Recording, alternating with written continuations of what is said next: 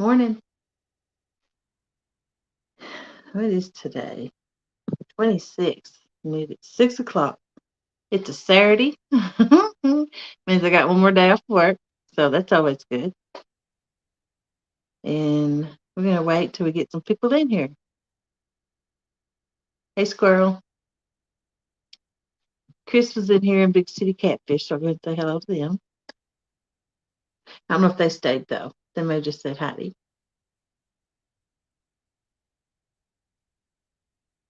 I wonder what today's weather is. If it's a fishing day or not. Hey, Dale Hayslip. I wanted to go live earlier. I was just so sleepy I couldn't. I know that I would fall asleep. But it's been a long night. Hog leg or nobody was on, and I slept through it. So I guess it's probably a good thing. I do need my rest, but it was a long night, especially for a Friday night. But nothing on. Fish Ranch House, how do you do? I'm gonna check Caney Creek weather. Different spots where you go fishing has different weather. Or it does for me. My weather here is nothing like where when I get down there. Some places have wind, some places don't.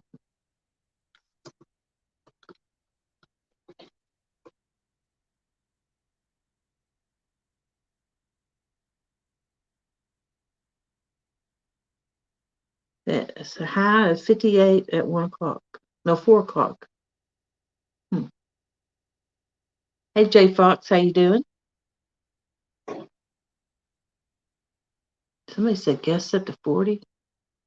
No fishing, 20 to 30 miles per hour with gusts up to 40. Ugh. I'm afraid that's what's going to happen to me. I'm going to be stuck home again. That's part of the reason I've been skipjacking. But first, it's fun. Second, I needed bait. And third, it's just too bad to get the pontoon out. Like yesterday morning, I went skipjacking. They was hitting nonstop, but I was just miserable from it being so cold and windy. As long as the wind wasn't blowing, it's tolerable, but the wind just cut right through you. I guess I need better gear. I didn't have a coat, I just had a sweatshirt on. But I guess I need to invest in better gear to keep the wind off of me.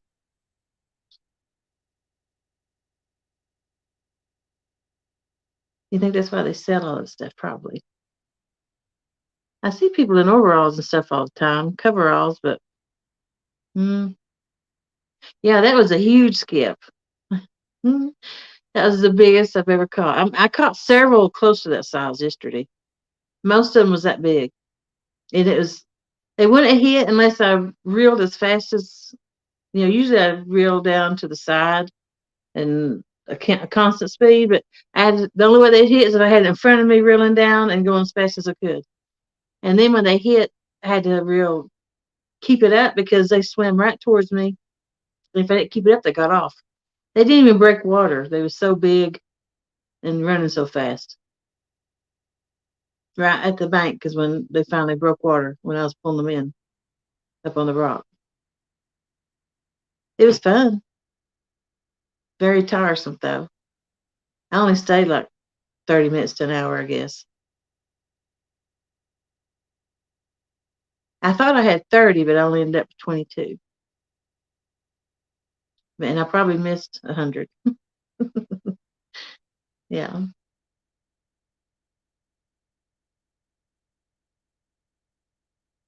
I said I was going to get a new PB this year. I just didn't think it would be Skipjack. Hey, John Hollis. No, I can't see that name. Let's see. I know I got the last name wrong. Hobbs. Sorry. That skip make about 6 baits. I'll probably say that skip. Well, anybody normal, it'd probably make 20 baits. Sometimes when they get that big, they're actually a little too, like that head Can you imagine what's going to hit it? Hey, hooks. Um, at least 6 bass though, probably. Depends on how wide I cut them. Hey, Tinkerbell, how you doing? Most skips I get 3 baits out of, but they're not that big. You live in Washington State, fishing is a little different. Hey, Douglas Fletcher. Washington State. Now that's really far from me. That's not Washington D.C. Washington State. Because my sister almost was, her husband was almost put there in the military, and they was dreading it because it's so far away.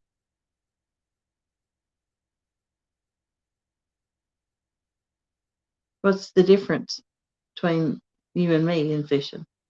Well, I'm blessed. I'm on Tennessee River. Never freezes over. Always fish. If you're smart enough and good enough to find them during the winter. I'm not that great yet. I struggle. Mostly salmon, steelhead fishing. Okay. Fishing's fishing, though. I just like the ones with the whiskers the best. I had to look up steelhead, what exactly that fish is.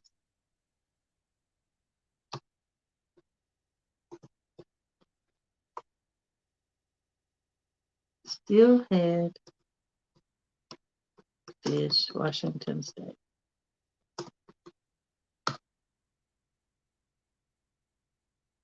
Steelhead and rainbow trout are the same species, and steelhead like to go to the sea. Is that right? Hey, good morning, Leonard Vaughn. How you doing?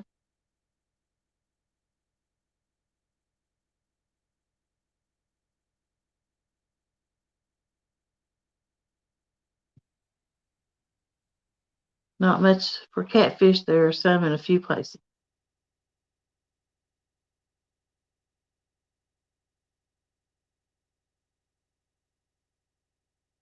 Yeah, that's what that said. They go to the ocean, but they're like a trout, right?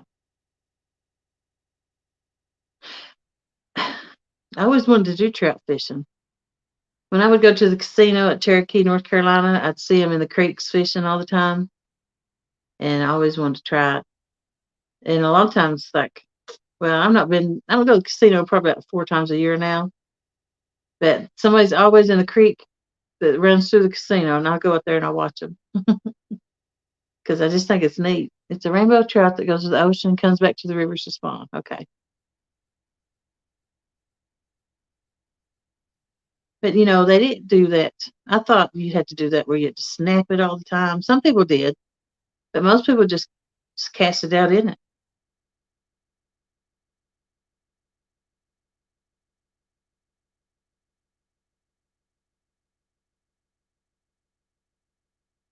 What is your PB blue flatten channel? My channel is 3 pounds. I think it's the only one I've ever weighed. My PB flat is 42, and my PB blue is 45, and I cannot seem to break it. No matter how many times I'm on the water, a lot of the fish I catch is the same size. They'll run from in the 30s, 36 to 39, and I weigh them thinking I'm pretty close. Maybe I'll break it by a pound or two, but I never do. Hey, Chris, you see my hat today? I got a funny story. I was at the dam fishing for well, I'm not supposed to say where I was at fishing. Locals don't like it, but I was fishing for skipjack, and along comes catfish. I didn't have his hat though. I had your hat. uh, so your hat's still in the car. This is the only one I had available. So that's what I've got on. I can't find my catfish and crappie hat.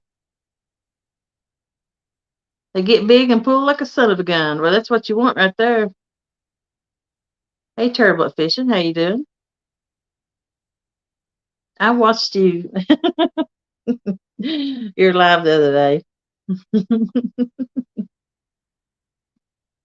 And your camera had fallen. You didn't even notice. And you didn't talk to Chad any. And I wrote in chat, he is turbot fishing. I was just teasing though.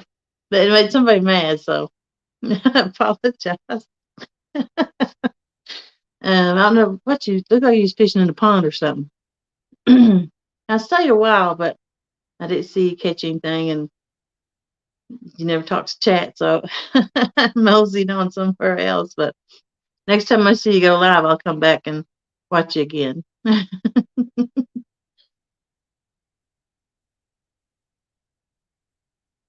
Hey, Kevin Baker, how you doing? Chris says hello, everybody. Tinkerbell likes my hat. It's actually signed. He autographed it. That CatCon. I actually bought both of them at CatCon, but I only got one of them autographed. Cool cats fishing. How you doing?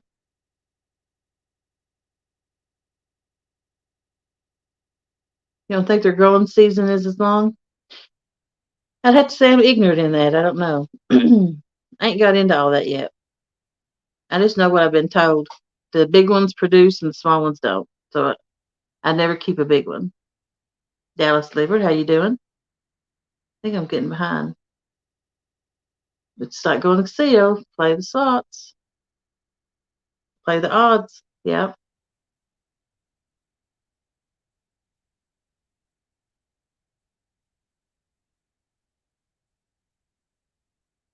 Yep. I bet it is.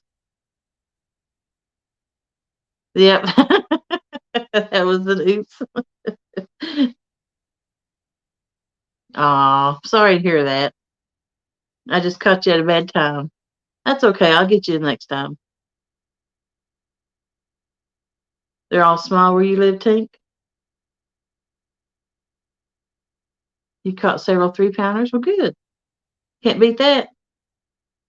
How many fish did I catch the other night? I only caught 2 catfish. My problem is I just won't downsize small enough to get them smaller ones. How many times did I yank and pull on one? 20. They just didn't hook up. Yeah, I wouldn't let Chris sign it. I need a hooks and hammocks hat though. Hey, John Orr, how you doing? There's Dallas again.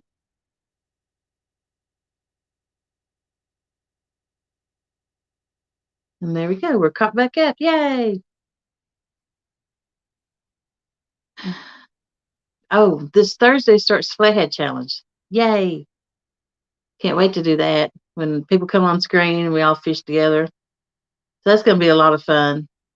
Um, can't find, well, I don't know where my paper's at right now with the list of people on it.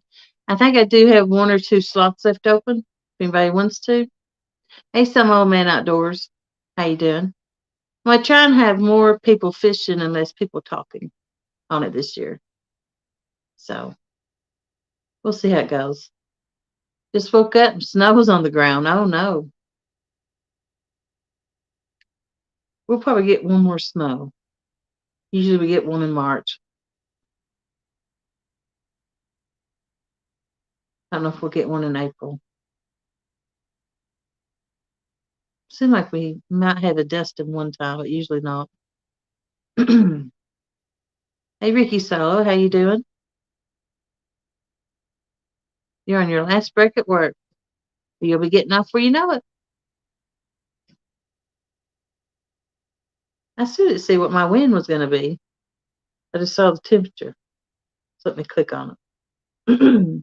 It says wind 6 miles an hour. I can live with that. Let's see if it's true. It's broke down hourly. Special weather statement.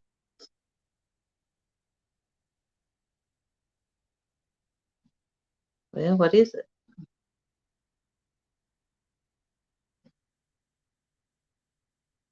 Fire danger. Ooh.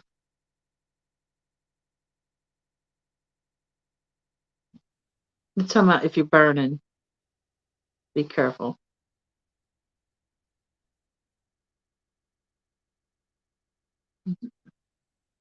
That's dedication right there.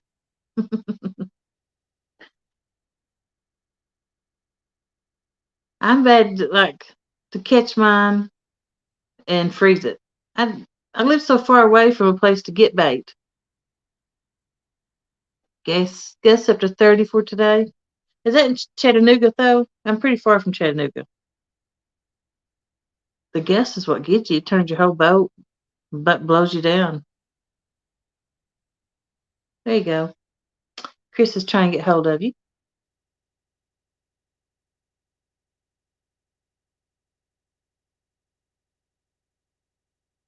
Chasing bait, then ooh, what's bar 10 mile? Yep, that's where I was at. No, I was at Thief Neck for the tournament. 10 mile, I think, is where we was planning on going Thursday night. Hey, Yak Shore, how you doing? It was.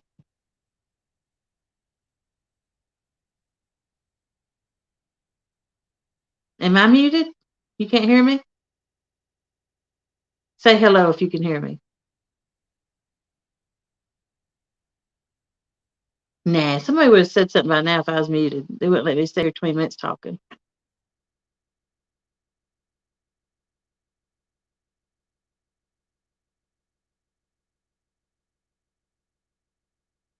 Would you? Hello, there you go. They can hear me. Yak, you probably got your volume turned down. There's Anthony Duckworth.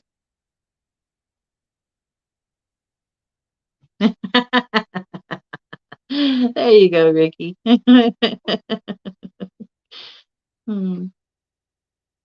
He put that up for hooks and hammocks.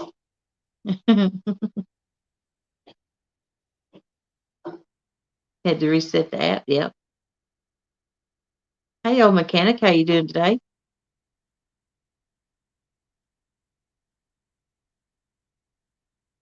It's still fairly early. It's almost 6:30. Going back to bed. Have a good sleep, John.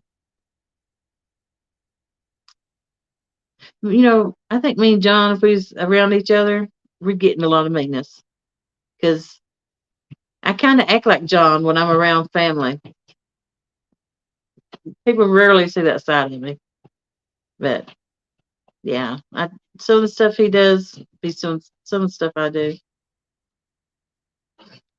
Old mechanic, good, thank you. And how are you doing? Like my kids would get mad at me and they'd say, "Why can't you be like a normal mom?" Because I aggravate them so much. Let's see. Wow, that's going to be a good time, Chris. You're going to meet Mike Greenwell and his wife for lunch today. Well, who's paying? Hey, Downey's tackle. Oh, that's downtown Ernie Brown. Yeah. Good morning, Avid. And good morning, Daryl.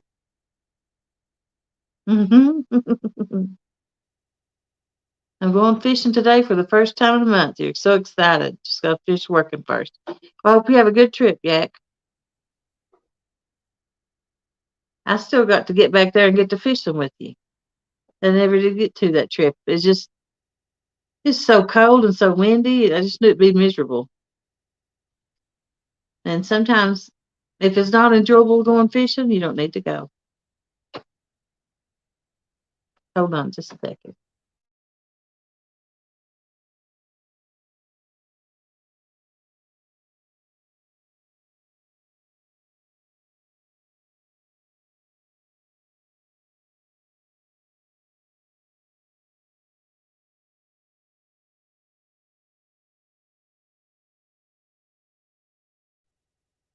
That was my daughter. I was letting her know that I was online. Hey, Tina Ladybug, how you doing? I can do cold, but you can't do the wind. I know what you mean, especially the pontoon. I mean, it's just awful.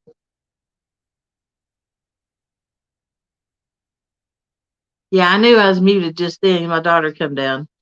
I didn't know what she might say or do. Yay, Daryl, your grandson got to come home. I didn't know that. What was his name? Was it Owen? It was something real pretty, but I can't remember the name. I don't think it was just Owen though. Did Daryl get 900? Woohoo! I have to look at and see. Thanks, Anthony. So it must have been Olin. That's his name. It never gets windy over here. Oh gosh, it does here. I got my new anchor in though. I should open it up.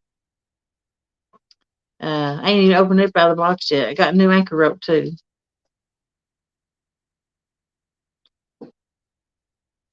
Always windy here. It seems like there's certain places I go, and there's always a wind there, and I don't get to fish it like I want to. Well, I've never been able to keep anchor. But this new anchor, they said I'd be able to keep anchor, so maybe I can now.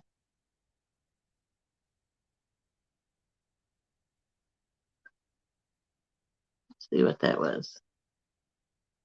Duckworth is the name of a Cadillac jet boat made in Idaho. I think that's what that says.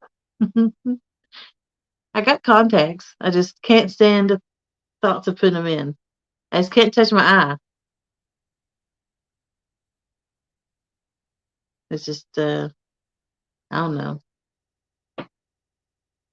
Takes me like, what's my hat say?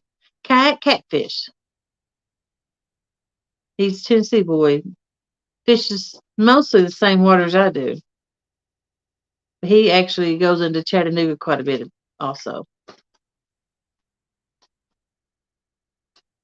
The wind usually dies over in late December, picks back up in early January. Yeah. I guess, let's see. April showers bring May flowers. March is supposed to be a windy month though, because they always sell the kites and stuff. The 1v1 should be good today. Thank you. I forgot about the 1v1. Bye, Beth. See you later. She's got a ball game to coach today. That's my baby. Her little doggy got run over earlier this week, and so it's been staying here so I could watch it. And she's been staying here with it.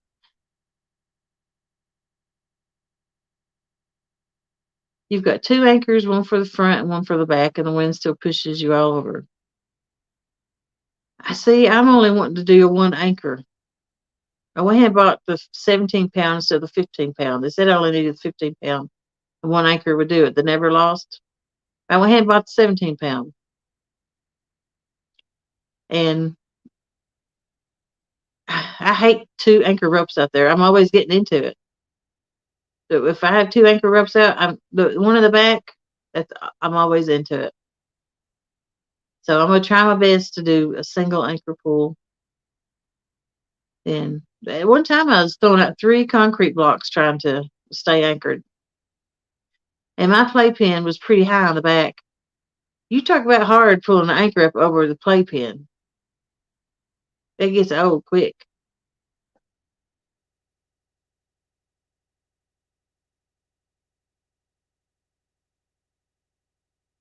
Don't overthink it. It's always windy.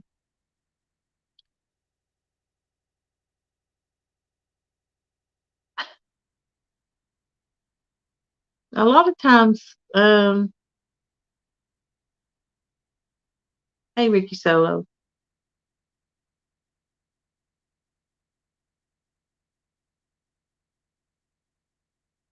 A lot of the times I'll be anchored and then we get up and walk around and lose anchor. I don't know if you all have that problem in your boats or not, but that's what we seem to do in the pontoon.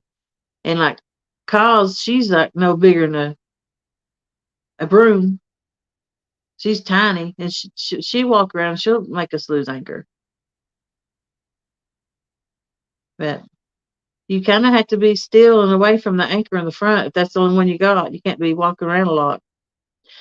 If I catch a big fish, I've always lost anchor. I did get a never lost anchor. I just got it Friday, so I ain't even opened it yet. Can't wait for your new boat to come in. Woo, you're getting a new boat? Awesome. See, I'm the type of person that would buy your old boat. I used to buy stuff new, but by the time I got it paid off, it was done, wore out, and I wanted something new. So I kept a payment. So then I finally just started buying used and pay cash for it. And then when I want to trade or get something new, I just sell it and buy something else used again. I don't have payment. And I want to have full coverage insurance.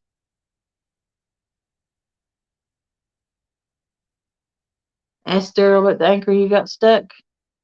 Not a small dude, but you couldn't get it out. Mm-hmm. They're like a big sailboat in the wind. I know. It moves when you walk around. It does.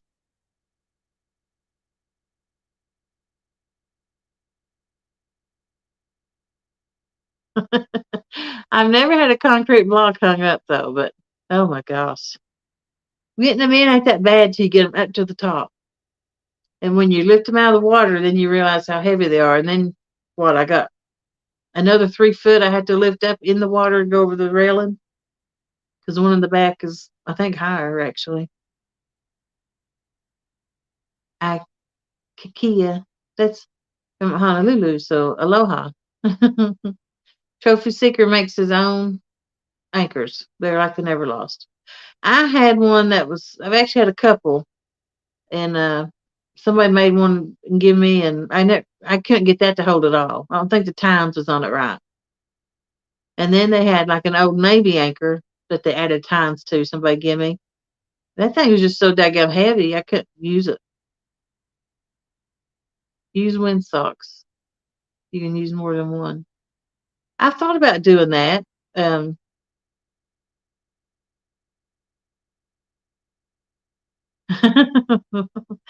that's when I need a big foot. Yeah, when I pull an anchor in. I'm always online. Actually, I don't sleep that well. And I was up quite a bit through the night and I wanted to go online, but I was sleepy. And I thought, I'll get on after food. So I waited till this morning. There wasn't nobody on though, but I'm on quite a bit actually. I just, right now I don't have anything else to do. My kids is grown and uh, I've been off work this week, so it's been a little boring. I've been trying to develop healthy sleep patterns. Didn't work out.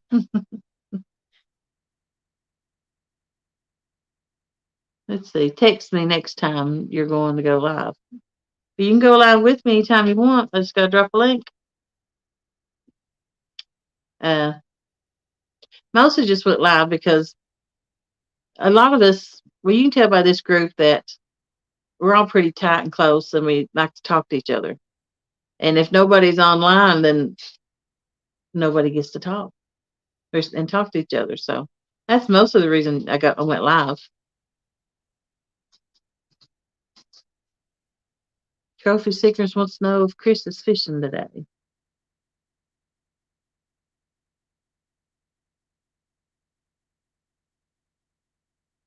You want one for your pontoon also?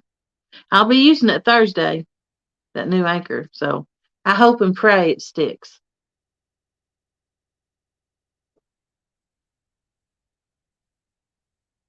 I really need a good anchor because I'll get on fish and then I'll lose anchor and I'll lose the fish.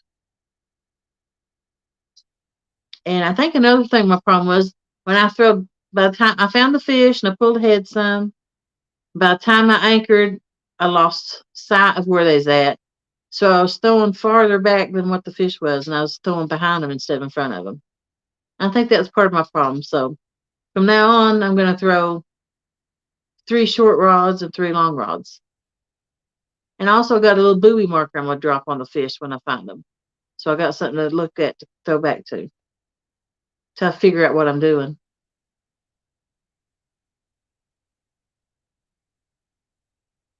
Anchoring's the hardest thing I do. No matter what I do, no matter how I pull into it, it still turns. I rarely pull in and anchor and the boat stay exactly where it's at. I guess I'm not reading my water good enough. It's getting aggravating.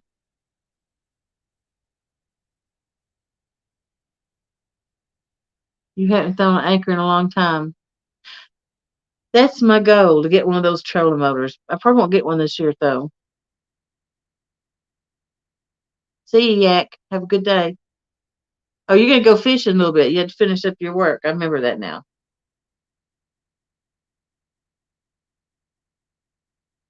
Hooks and hammocks, I'm going to try and go bumping the green well.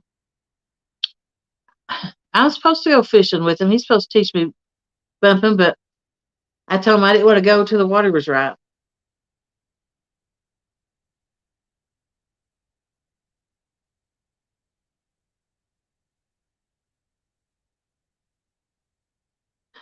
I'm pretty strong. I can pull one up, you know. Oh, yeah. I forgot about that. Chris got those rod rack on his boat. He got the Steve Douglas monster rod holder rack and put across it. How many monster rod holders did you put on it? Did you put, what, 5 or 6? I actually ordered 4 new ones, 4 new rod holders last week and got them and put on the back of my boat. Guess how many rod holders I have? I've got 9 on the back and 9 on the front. So I got 18 monster rod holders on the boat.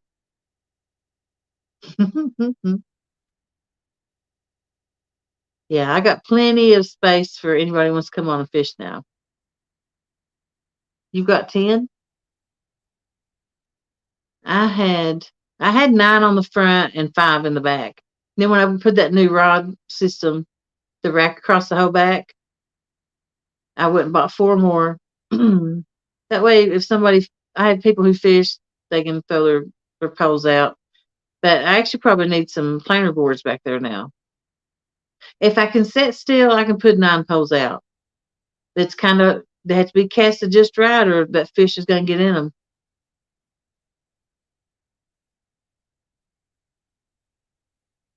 What's everyone's favorite fish to eat and catch?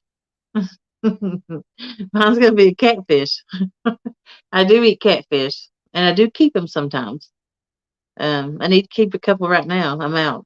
I've cooked my last one. You got 6 in the back and 2 off each side.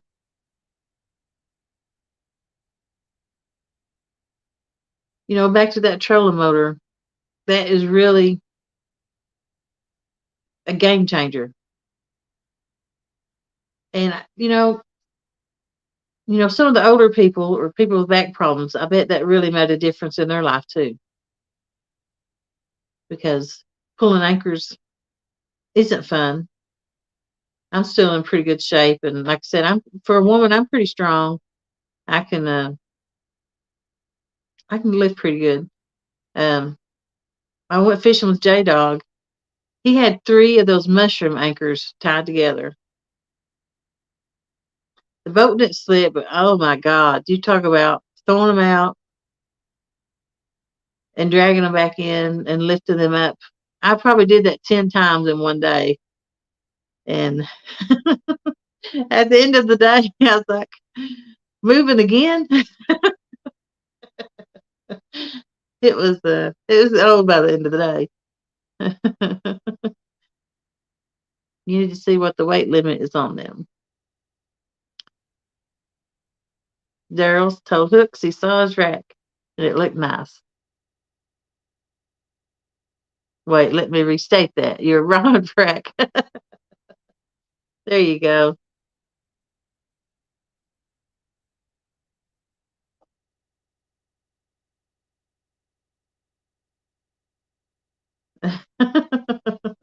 Chad.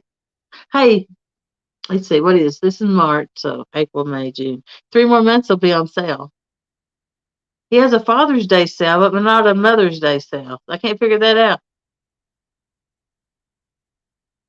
Somebody told me one day, said, um, because I asked for like fishing gear. If someone asked me what I want for my birthday or something, and someone told me that one day, said, most women like flowers for their birthday or something like that. And I'm like, why would I want flowers? They're already dead and they're only going to last a week. You know, I could almost had a reel or something for what them flowers cost. So no, I'd rather have gear.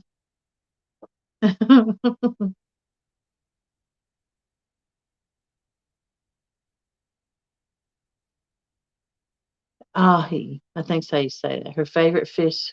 I guess I don't know if you're he or she. Akika Stewart. I bet you're a he. Akaka. I'll never get that name right. Um, People at work, I'll say their name wrong, and I'll try, especially when I hired them.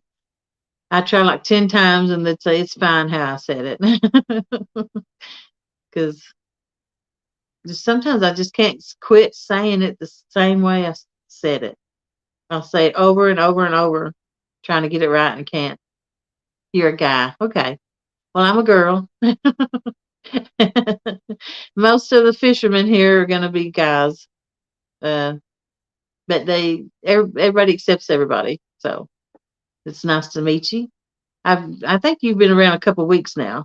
That's why I didn't know if you was a guy or girl yet. Uh,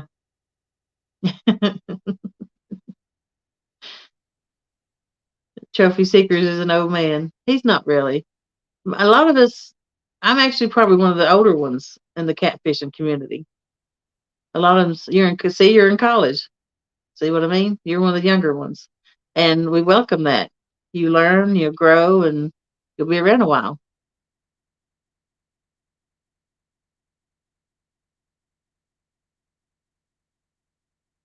What's the weather there? It wasn't the warmest. It said it was going to be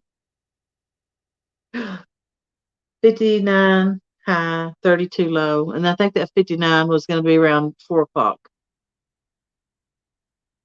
But it was given a wind advisory. So I'm not going to. You're 19 years old?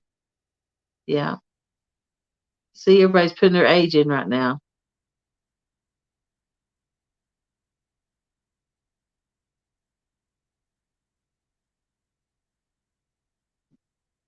I guess I'll say mine.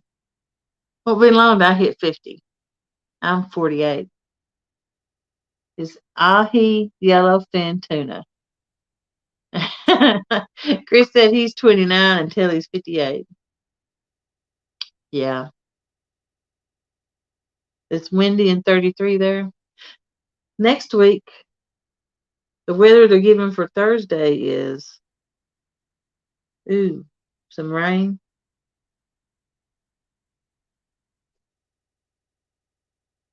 but not at nighttime fishing. 71-degree weather though. At 4 p.m. with 17% weather or rain. At 10 p.m., 55 degrees with 29% chance of rain. We'll just have to see how it plays out next Thursday, but I have to fish because it's the first night. I think I saw Tim Molina in here.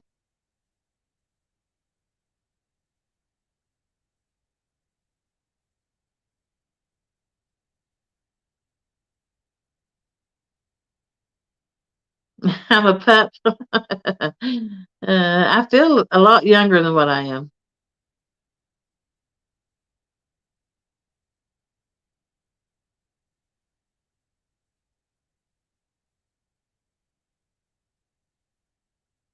It's saying there's going to be rain, but that's still next Thursday. But I have a bikini top. I fish in the rain all the time. That's exactly right, Ryan. You're addicted to catfishing. I know the feeling. Hmm.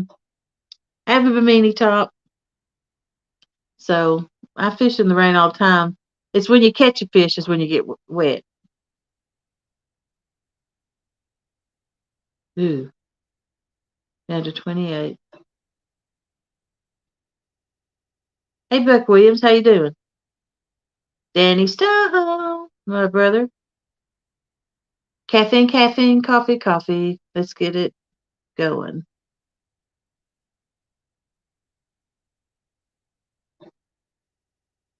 70% chance it don't. Yeah, Anglersville, how you doing? Danny's in here, so that will get us talking about the 1v1 that's going on today. I'd just like to say from last week, I'm finally over getting run over by the bus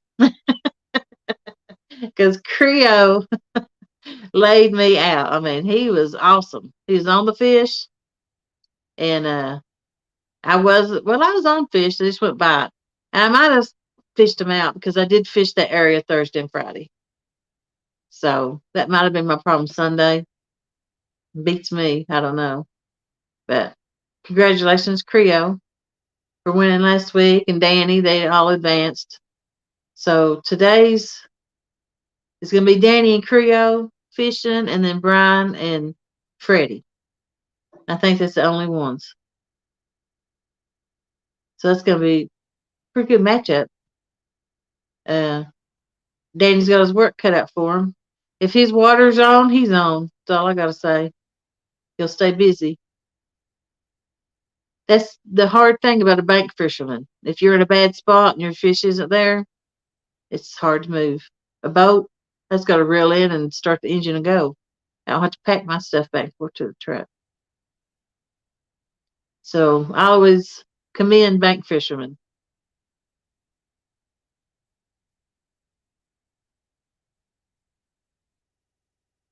Actually, I knew I was going to pick Creo from the beginning. Uh, I wouldn't. I always think I can win, and I was willing to take a chance against Creo. What if I did beat him? You know, who does? And how often you get a fish against Creo? If once I had my shot at Creo, yeah, I was going to take it. I had to get through my first round, and I wanted Big Mike the first round, and but he didn't think it was fair. I was in a boat, and him was bank, so I had to pick somebody pretty quick. And Pork Chop had been wanting to fish against me a long time, so I just went to pick Pork Chop. Barely got through him. Barely made it through Pork Chop. And Creo, if you ain't catching fish, you might as well not even show up.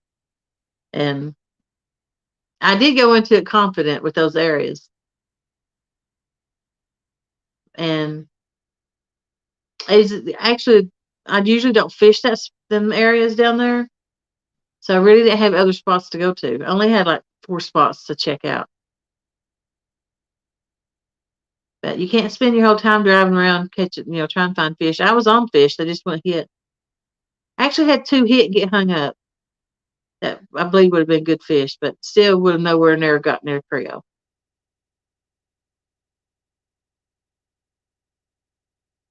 Gotta go, gotta go. Well, good luck today, Danny. Like I said, if your waters is on, you got a really good chance. And I like all 4 of them. But me and Danny's kind of close, so when he first come on, I helped him learn StreamYard and stuff, and I watched a lot of his stuff. And who doesn't like Danny? I mean, he's just over the top. Always happy. I mean, you just can't beat Danny. Ernie Brown's going to be home today and tomorrow, then back to work.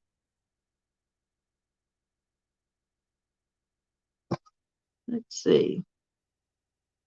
That's kind of what I did, Buck. I'd been there last year a couple times. I hadn't had those spots though. And my friend Travis went with me to help me find spots Thursday night. And that's like, of course, he already knew those spots. I mean, he fishes a lot.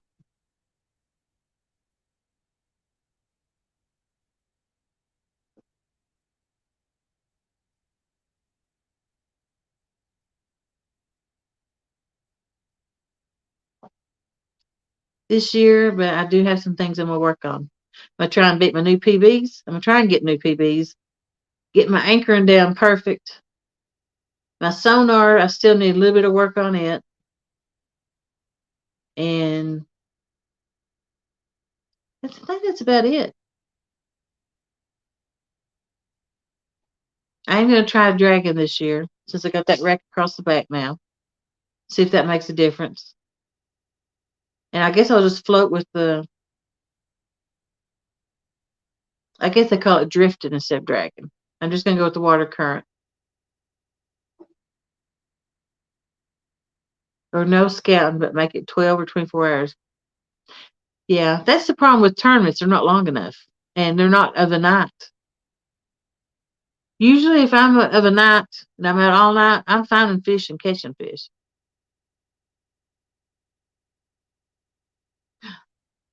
What the what? With no electronics, just knowledge of fishing. That's not exactly safe in a boat, though. You kind of really need your electronics to find your water depth. Because, like, I can run up on 1.5 foot water right now and not even know it. I can be in 50 feet of water and in 8 seconds be 1.5 foot. Is it possible to get the links for the 1v1? Yep. Hey, Grandpa Pete, how you doing? Still 2 feet of ice in the lake here in Canada. Woo! You ain't gonna be fishing for a while unless you do the ice fishing. You fished 6 spots this summer last year and never fished before and got cats at all 6. Yeah.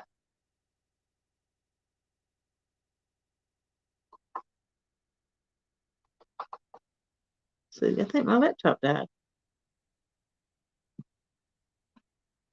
I didn't plug it out. It'd take me a second to get my. Unless somebody else has a link to drop, it'd take me a second to get mine going. Yeah. There's been times I couldn't get back where I was going if I didn't have my fish finder because I was able to follow the path that I got there. But no way I could see the drive.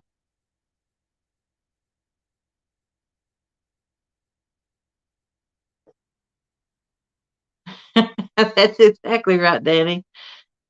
A total of 14 challengers from the boat, not from the bank. It is a difference. I'm not going to say it's not. I mean, it is a big difference. 1980s. Just a black and white one. No map, no fishing for him. Hey, Catfish Bandit, how you doing? Only bullheads there for Grandpa Pete.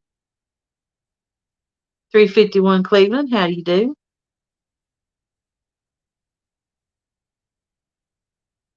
Okay.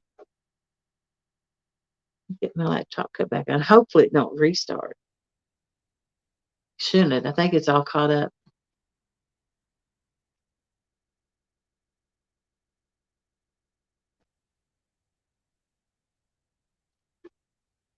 Ice fishing. I would like to try it one time. Uh, I don't know if I. You gotta have a lot of gear to ice fish, though, don't you? I mean, you, just the cold weather gear alone to be able to stand it out there, I would assume would be expensive.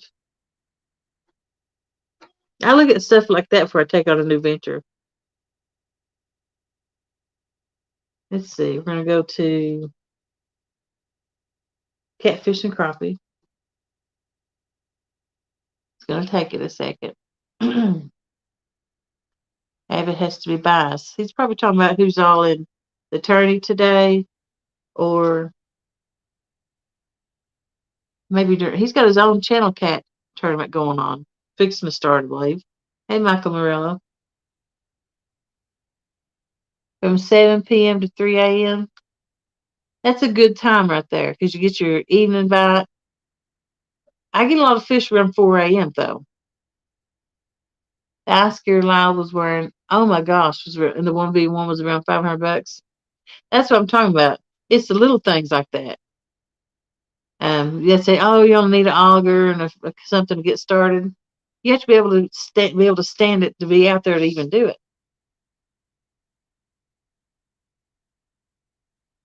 Who is your women in your tournament, Avid? Ain't it Sharina one of them? And I figured Alicia's probably in it. The 1v1's today, Ernie. Okay. I finally got it where I typed.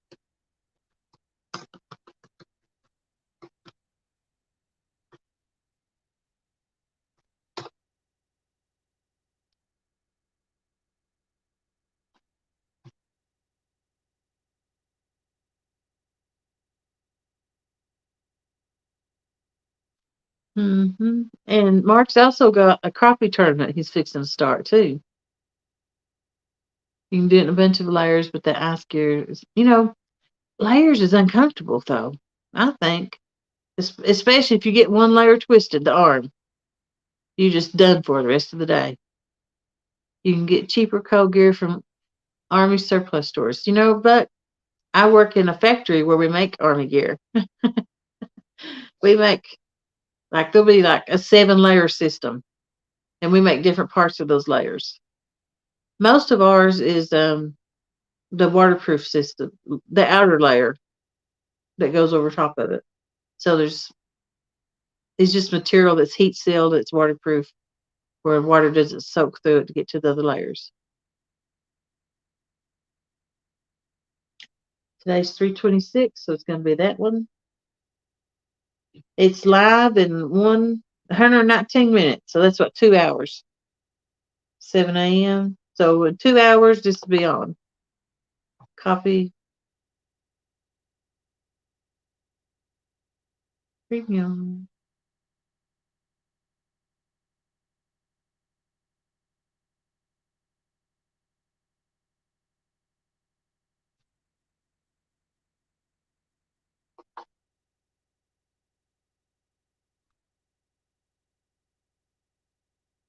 Tim Molina's going back to bed. Nighty night.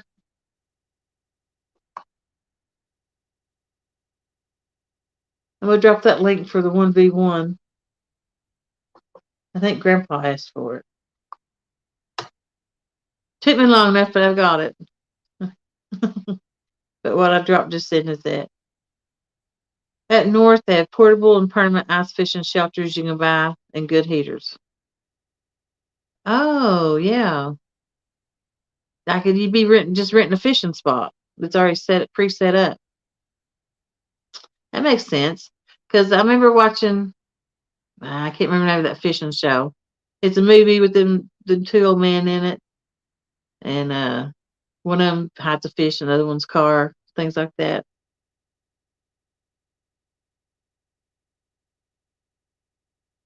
Well, Chris Forrest is finally awake.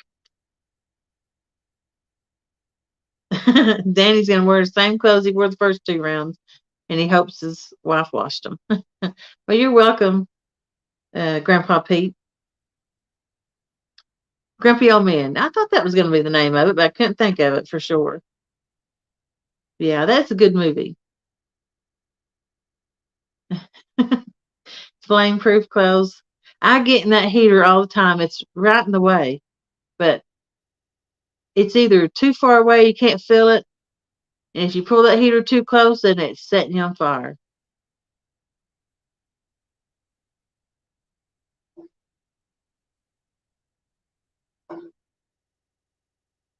You don't need a shack as long as it's not windy. I did burn a hole in my coat. You know how I knew I burned a hole in it? Because my stomach started getting hot. I'm like, I must be too close to this. You click that link and poof, you was gone. Yeah, that takes you to the 1v1 that's going to start at in 2 hours. I wonder if it'll let me pin that at the top. Yep, that link's at the top then. So at any time anybody wanted to click it and go, especially when it gets time to go when it starts, there to be.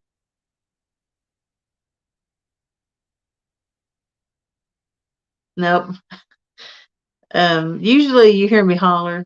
I don't know if you actually hear me if that picks it up or not, but I'm constantly knocking it out, backing into it because it's in the way. Uh, Cons don't get into it hardly that much. She's got better gear than I do. She went with Daryl and got cold, and she went and bought her some coveralls and stuff.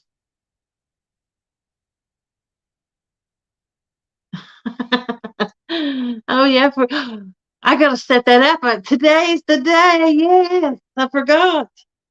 Today's the day Pork Chop fishes in his dress. I forgot all about that. I'm so thankful you said that. Yes, Pork Chop fishes in his dress today.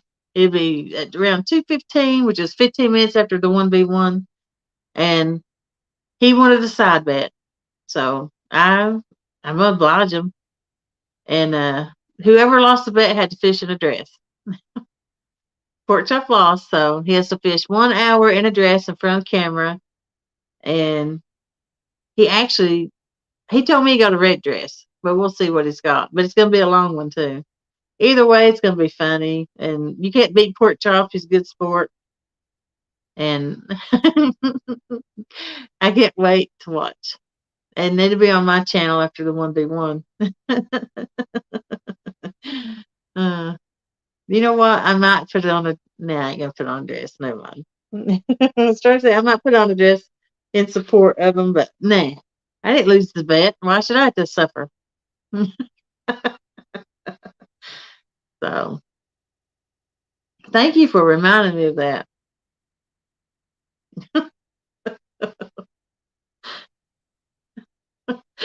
Danny, you're crazy.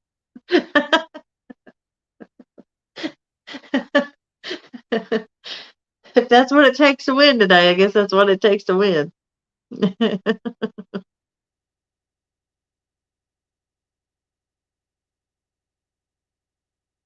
Outdoors addiction, howdy, how are you?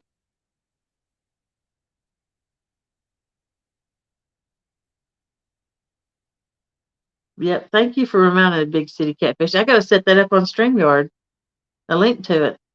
I forgot about it. Hey, all around, Sarah, how you doing?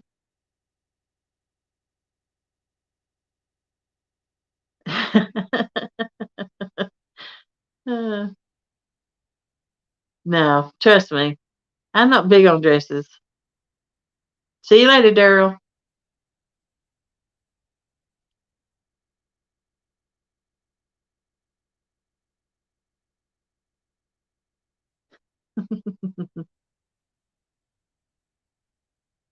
Yep, no more laying on your back today, Daddy. You know, made me so happy to think of pork chop. I forgot all about that. So I'll have to get a picture of pork chop, make a thumbnail, and then I probably need to do that before the 1v1.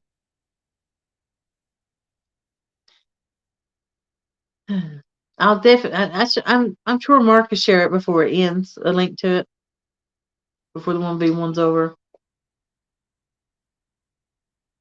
I've actually got a 1v1 this summer with somebody that's going to be pretty fun. And he probably whoop me, but it'll be okay. I'll take the whooping just to get to fish against him.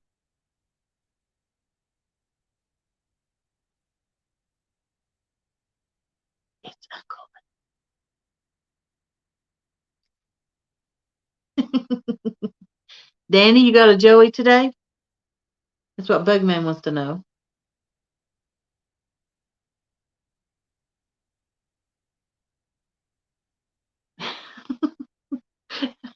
Bug. I can't imagine. go in somebody's garage and then out there talking to him, working on my car, and then washing their hands off with a pair of old filthy underwear. He probably patched it with duct tape. Oh, yeah. Little grease rags is what you're using them for. But could you imagine though, if you went to your friend's place and they was changing the oil and then they pull out an old pair of underwear and start wiping their hands with them? No way, Jose.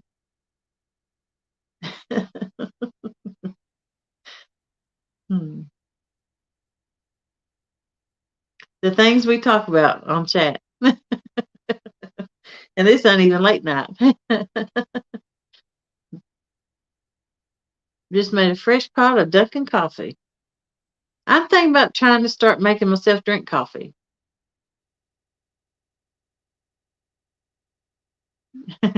See you, Jason. I think his name was Jason. John. I missed his last name first time. Now I missed his first name this time. See you later, John Hobbs.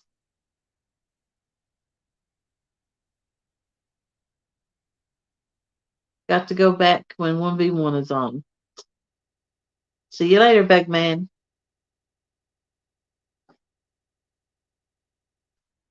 He's probably just going back to sleep. I know the truth about it. It is 7:09 on a Saturday.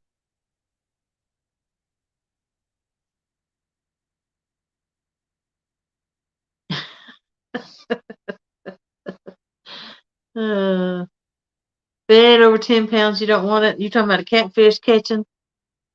I know the feeling. I despise catching like a 2 pounder. Them things, them's the ones that's going to stab you. You have to be very careful. And I'm bad to hold them under my arm and unhook them. And I'm always scared to death they're going to stab me. Or spine me is what they call it. Grocery store flyers is table placemats too. That would work back.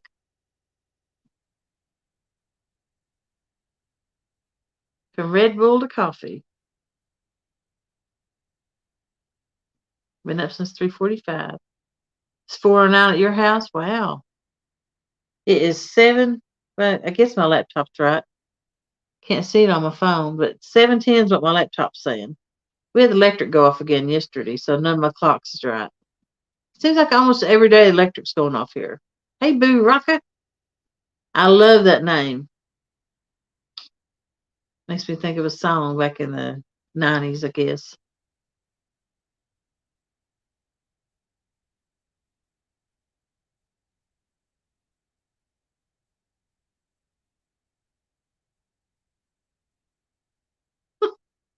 Oh, Ernie Brown. That's a good one. Got a toilet brush to clean his canning jars because his hands is too big to fit down in them. His wife's sister was watching and said, not bad. And I found a brush he can do two things with. You should have seen the look on her face. Yeah, that is a pretty good one. Howdy do, Boo Rocka. Any fish? I've not caught a fish yet. I would love to be out on the water. This coming summer, I plan on doing 2 nights in a row. I did it a couple times last year, not often. And I would, just depends on who's on the boat with me. Sometimes I would leave and go to Weigel's and clean out every morning. I don't like getting in the water and cleaning up. I just don't think you're clean, really. But I would go to Weigel's. And there's actually, well, depending on where I'm fishing at, there's a truck stop not too far, probably about 4 minutes from where I'm fishing at one spot. I don't think I would ever take a shower someplace like that. They never done it before. But you can get cleaned up pretty good with the sink to keep fishing. That's what I need on the boat, a sink. Usually I have a bucket I drop down Hey, Mike Costello, how you doing? I have a bucket with the rope, and I drop it down in the water, and then sometimes I run my live well to get water in the boat to wash my hands and stuff with.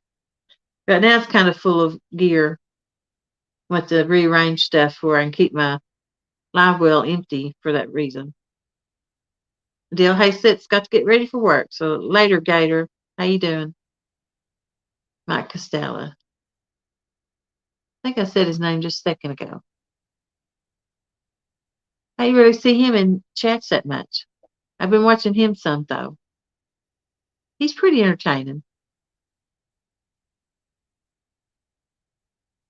I'm still waiting on a catfish dance though.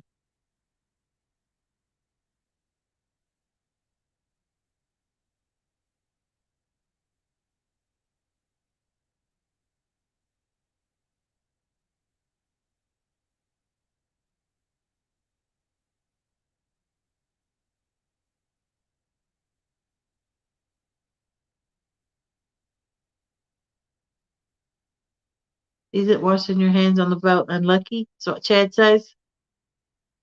I have to. I mean, I cut that skipjack up, blood's everywhere. I mean, scales, slime. I have to, usually, if I can't have water available handy, I got a big long towel and I dip it down and hang it over the thing and get water on it and I wipe my hands off. I can't cast with all that slime on my. First of all, I don't want it all over my gear. It makes it stink if you don't wipe it off. It will make your fishing pole stink.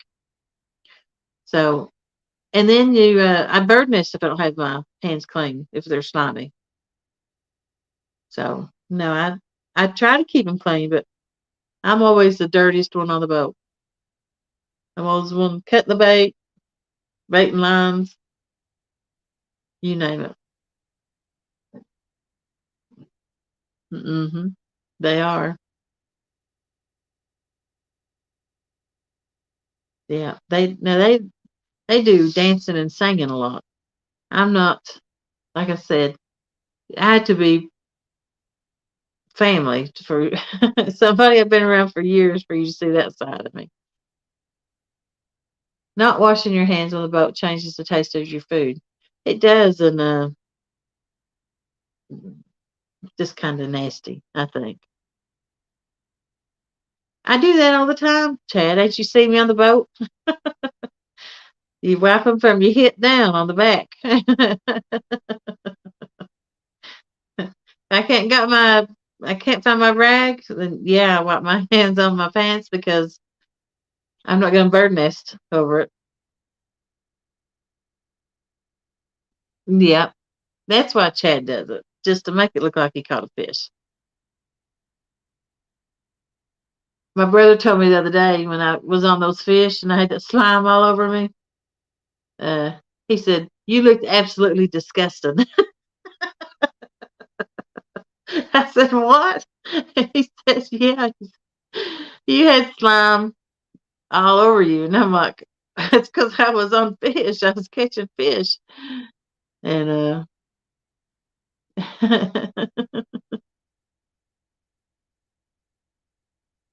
Ernie. But yeah, I actually had to wash my hair 4 times to get the slime out of it. I never had that much catfish slime in my hair. But I'd put those fish on my shoulders. So that was on it. And then it was actually stuck to my shirt. I had to peel it off my shirt, my hair, where it was stuck. Catfish Bandit says, "Good morning, everybody." Chad says, "Be safe, Danny, fishing legend of the Mississippi." I think Danny's listening instead of while he's driving to a spot. Tink says, "Hello to Catfish Bandit."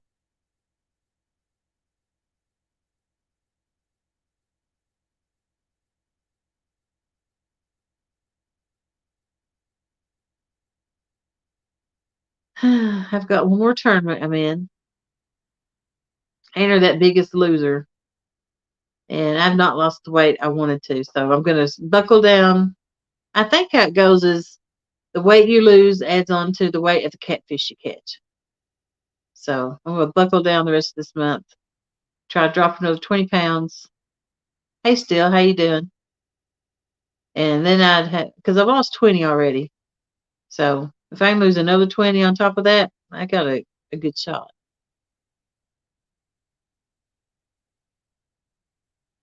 And a lot of people have actually quit losing weight. I think they've kind of slipped off of the bandwagon. It's easy to do, but the tournament's in April, so I still got. I can lose I can lose 20 pounds in 2 3 weeks if I try. Percentage lost. What? They don't total your weight don't get added to it, just your percentage lost. That's that ain't right. I guess it's more fair because you got somebody skinny losing weight, don't have as much weight like as me to lose. Hey, Lord Explorer, how you doing? Just a quick hello as you're off to get ready to work. Well, I hope you have a good day at work.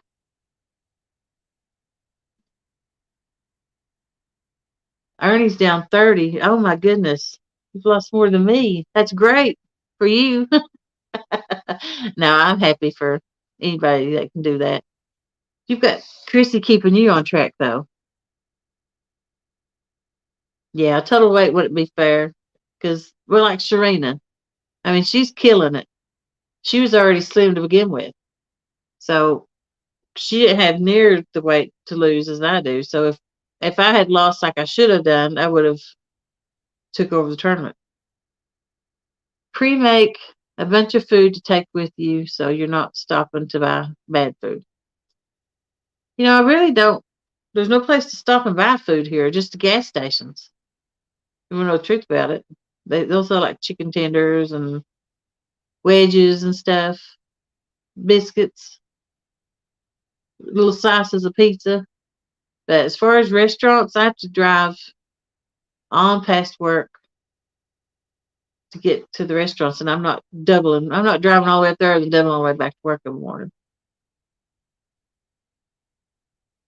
But I eat a lot of packaged food. Like I'm not above. Hey, Paul Dixon, it is. It's a it's a lifestyle change. Like even me buying these packaged foods. Like I'll buy pot pie, the banquet pot pies. I like those. I'll buy canned ravioli. Uh, just orange marmalade. No, polar bear. Never would I do that. Orange marmalade. I hate that marmalade stuff. Hey, Uncle Lou, how you doing?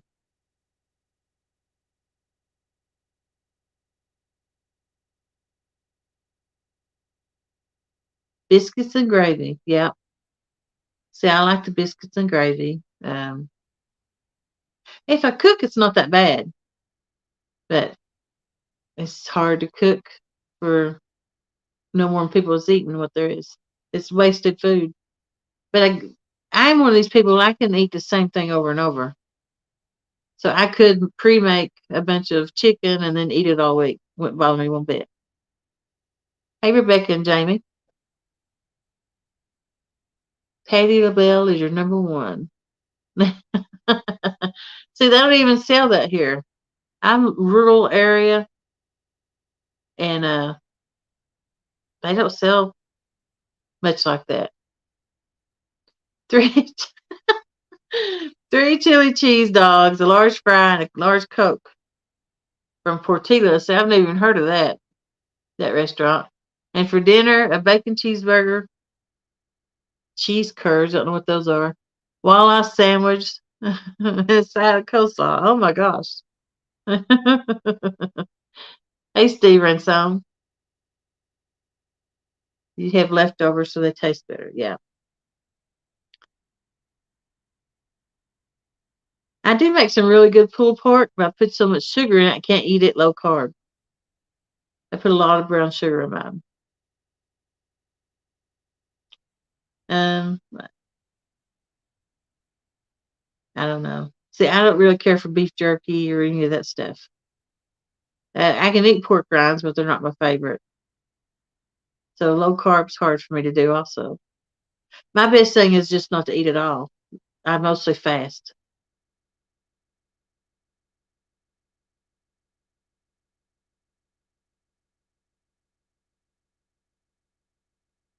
He's asking somebody how far they pull yours. I must have missed it. Yeah, chili's always good the next day. Actually, the season, I think, blends together better. I've not made a pot of chili, and I couldn't tell you when. 6 months?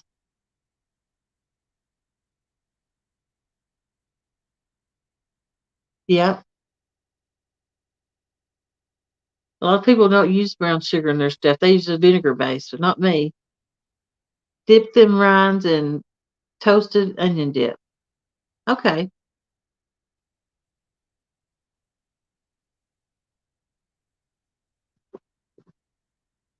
Oh, she come back. She must have forgot something.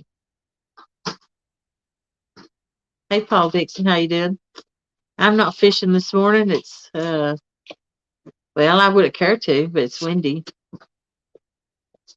You make pulled pork in a crock pot with a can of Coke. I make mine in the crock pot. I get a McCormick. It's like a gravy mix, a packaged mix, and I put it in. I mix it up. You need something, sis? Okay. Have a good day. Hope you win. Yeah, me too. She's got a ball game today. She's coaching, so you like brown sugar in your oatmeal. um. Oh, you said I pulled my pork, so you know how I do it.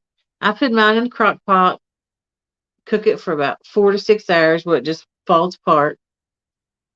And when I put it on, I get a McCormick seasoning mix for pulled pork. It's ketchup in it, some brown sugar, and some vinegar. And I mix it up, dump it on top of it. Then I get my pork out and I shred it. Actually, all you do is take a couple forks to it. It's already there's no pulling to it. I just mash it up a little bit to separate it. And then I get some of the juice out of the crock pot and I mix it up with even more barbecue sauce, or not barbecue sauce, but brown sugar. So it's real thick and sweet. I pour it on top of it and then I add a little bit of barbecue sauce.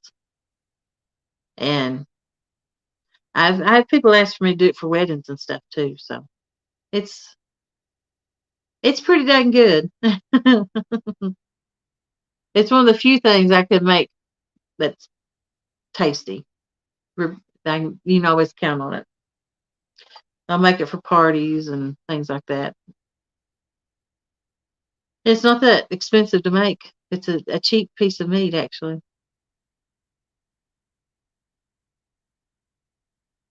But sometimes I use a whole bag of brown sugar in it. Dinners at Jody. Yep. Hmm.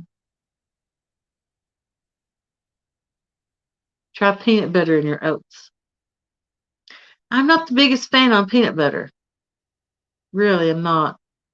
I like Reese cups, and I make a homemade peanut butter cake from scratch. That's really good.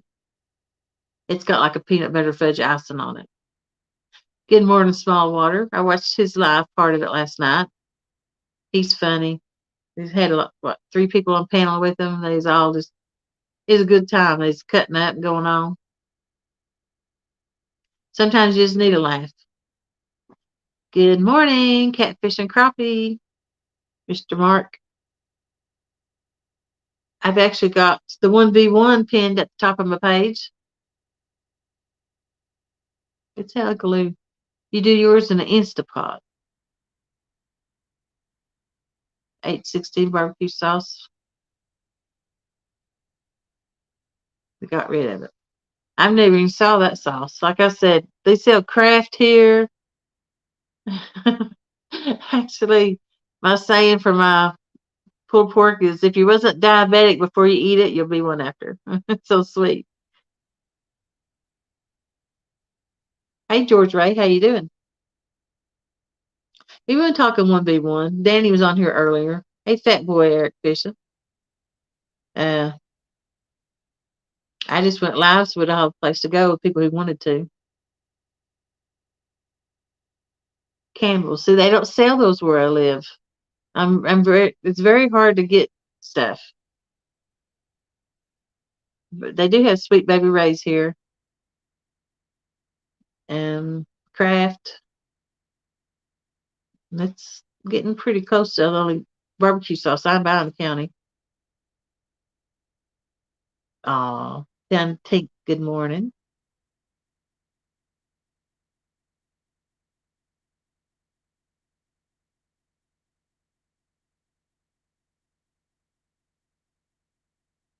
Oh, guess who slept most of the night?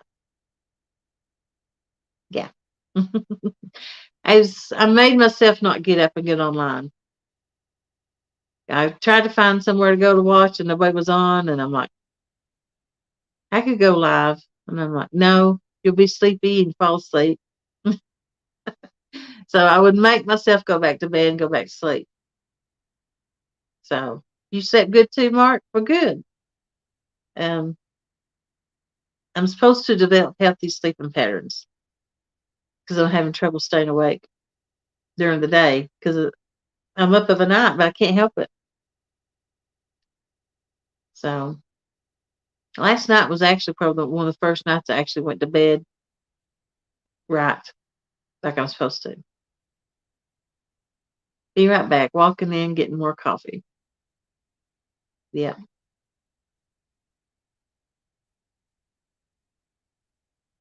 But Thursday night, I only got like 90 minutes sleep that morning, Friday morning, I guess.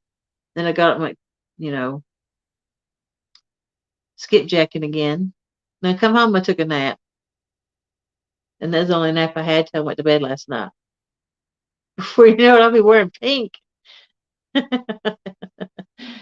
don't have a thing pink. I may have something with pink writing on it, but as far as a pink shirt, no way. I don't know if I have anything pink. So you won't be seeing me in pink. Sorry, Charlie. I think pink's pretty. It's just when I put it on, I'm like, yeesh. Hmm. I wear mostly black. Well, I guess you can say that. My whole closet's just mostly black when you look in it. Amazon sells it. I would have to order it and have it mailed to me for get anything like that. Yeah.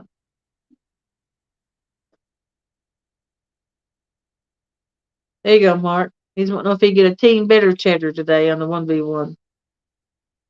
Oh, that's for Creo, ain't it? Creo and Muskrat. Yeah. I was wondering why you kept throwing team cheddar better at me. It's because I fished against Muskrat. Or no, I fished against Creo. I'm getting confused right there.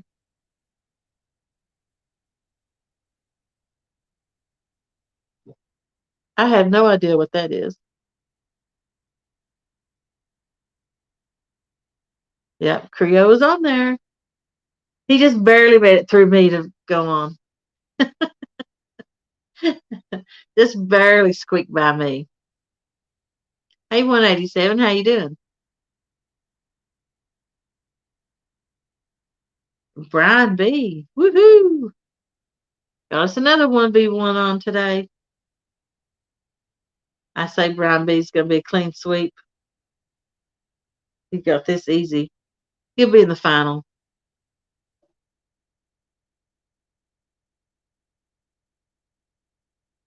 course, I'm a Brian B fan. Anytime I need help or ask a question or need somebody to go on panel, Brian's always helped me out, so I've always supported him back. You can't beat Brian B. He's a friend to everybody.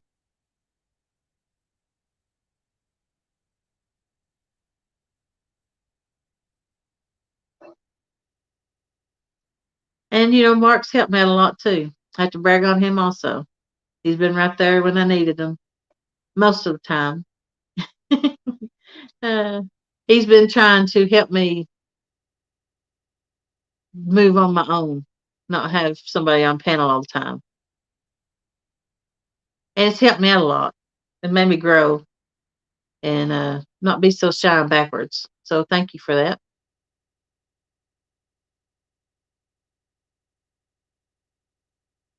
I'm pretty sure. I don't know who's going to make it through between, um, dang it, Creo and Danny. It's going to be, it could be a tight one there if Danny Waters on. Hello, Amy. How you doing today? Real gals, how you doing?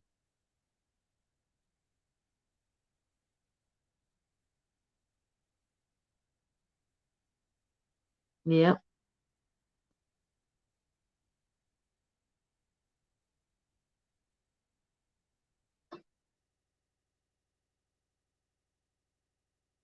Oh no. Woo wee.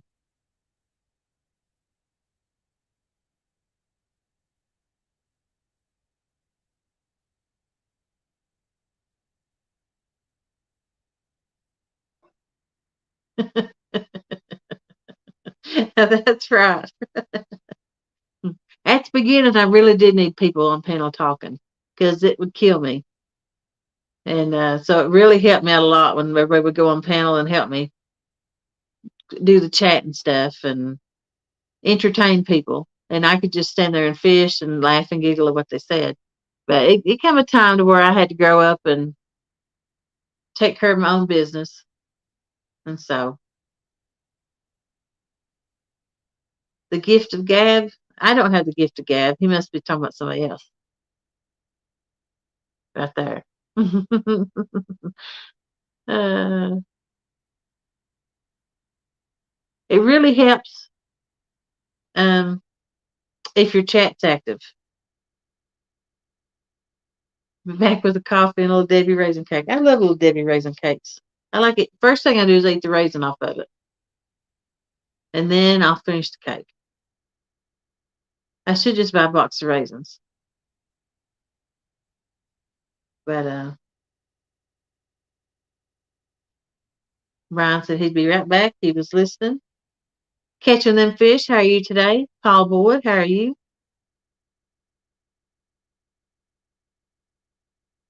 George Ray sharing a link for Catfish Bandit.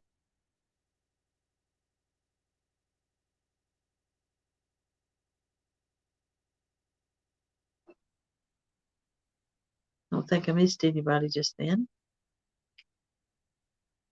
I still say y'all make it look easy.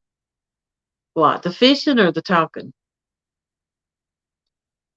Because I know Uncle Lou's a little leery of getting on talking some. I've been trying, well, I ain't asked him in a while, but I'd love for him to come on Doc Tales one night. I just don't want to pester somebody and aggravate them. If they tell me they want to wait, then I just wait till they tell. I figured they'd tell me when they wanted to come on, so that's what I've been waiting for. The lives are easy. No, I got put out last week, Catfish Bandit. Creo run me over. I become roadkill last week. Just flat out roadkill. The bus driver took me out. And that's okay. I mean, I knew what I was going against. I was willing to risk it to have a chance at beating him, though. Because if I had been catching fish like I was 3 days before, I had a really good shot taking them down. And that would have been epic. But I didn't, so I went down in flames. That's okay. I got next year. I got a year to get better.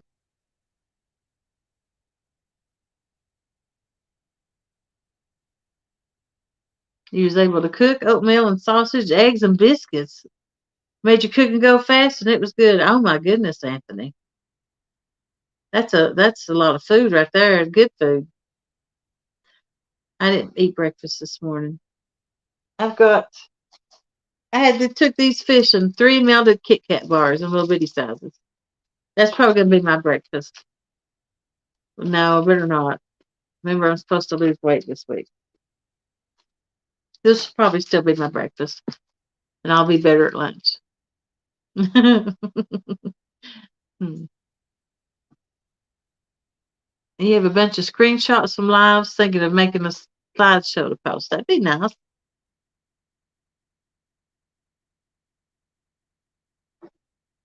But the thing with lives is to just be prepared.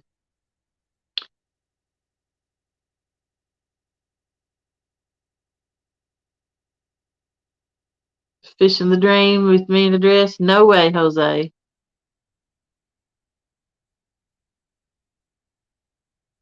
Yeah. The only it was really hard for me to go live the first time. It killed me. I'm real trick about it.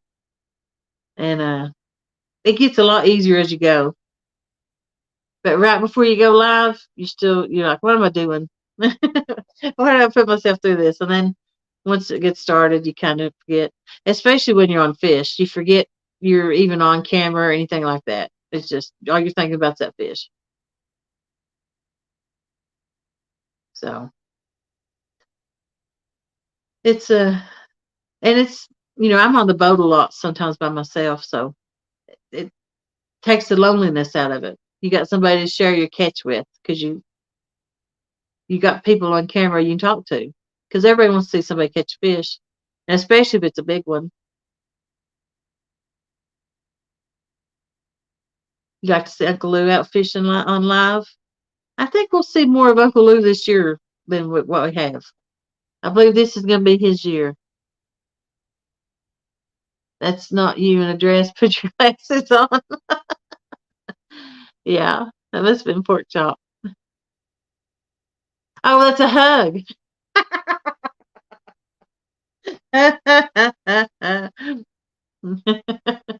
Yeah, I missed that. You'd be nervous. It is. I think just talking like this is more nervous than actually fishing.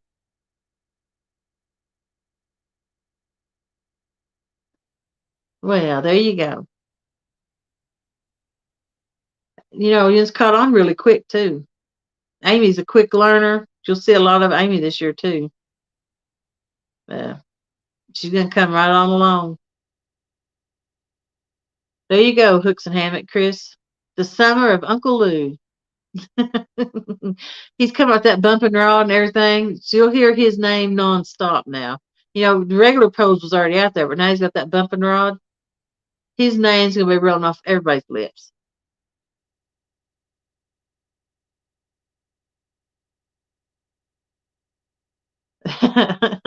Yeah, and let you get aggravated. Believe in yourself. Yeah. Good morning. How are you today? That's a new name, so it's nice to see you. I think he just don't brag on himself or anything, but I've heard he's caught some good fish and stuff. So I think Uncle Lou's done a lot of fishing people just don't know about.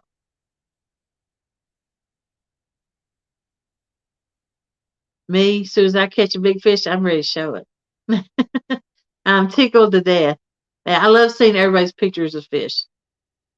I'd love to get them text to me or message to me or go on Facebook and see them, watch them on video.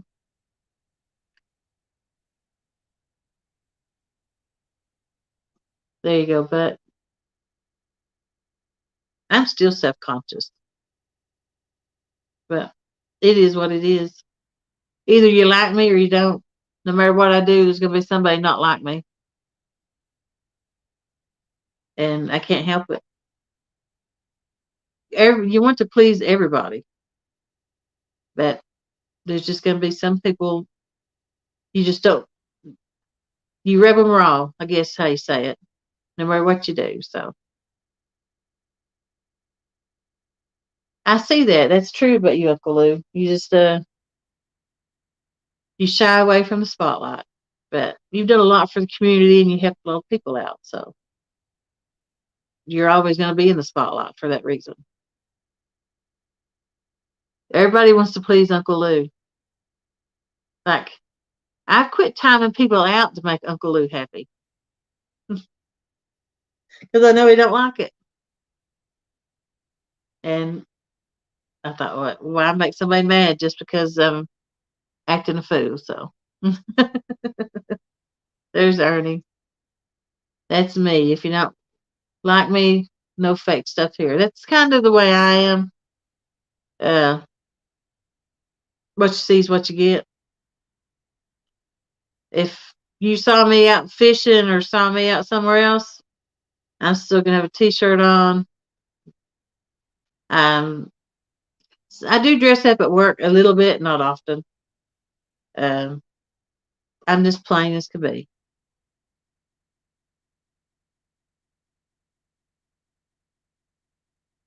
I dress about the same wherever I'm at, whatever I do. I probably got about 10, 15 of these old shirts. I wear them all the time.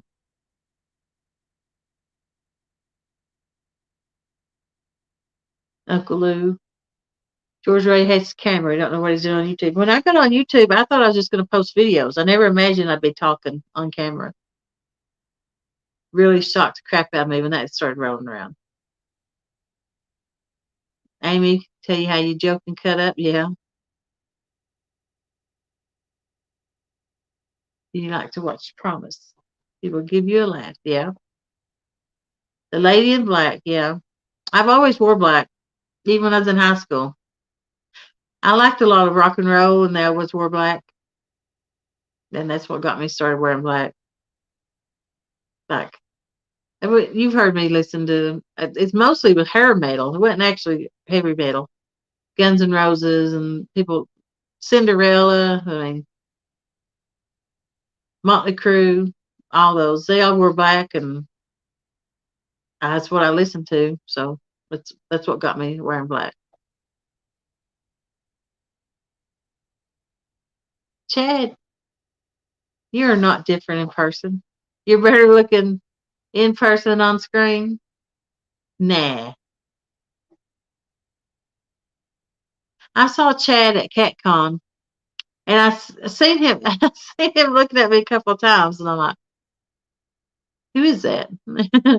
Because you only see somebody from here, so when you see him in real life, it's hard to relate that's who that is to who's standing in front of you. Because you're mostly only seeing this. Somebody told me he was really tall. You can't believe nothing nobody tells you on YouTube when it's something like that. So I seen him stand there, and I thought, no, that can't be Chad. Just I thought he was gonna be like 6'6" or something like that. And then finally spoke to him, and it was Chad. And I'm like, and he probably thought I was high hatting him or snobbing him. I'm not like that. I just didn't know who he was, and I was talking to people and off in a distance. So yeah, I don't know why everybody's hung up on height in the YouTube community. I mean, what does it matter how tall you are? But I hear that all the time. You're gonna check out that dress today? Okay, we'll definitely get a link shared for it. I have to make one here in a little bit. Like Chris, Hooks and Hammocks. He gets tormented about height, and I'm like, he's there for everybody. He gets on people's chats. He helps them out. He's so nice and so sweet. And then he gets what it kind of makes me mad. Show, and then everybody, instead of bringing him up, they start giving him shots about his height. I even seen him on a camping show, not even our group, in a different group, and people was giving him shots about his height, and I'm like, you should be here saying great things about him, not taking shots, you know. And that's what gets me about that. I have a couple times fell into it and give him a couple shots, but I would never do it on a show where he's being promoted and doing great at. But I just don't understand. I call it the height hate. You can't help how tall you are, and it doesn't define you how tall you are either. And it just doesn't even register to me whether the height of somebody.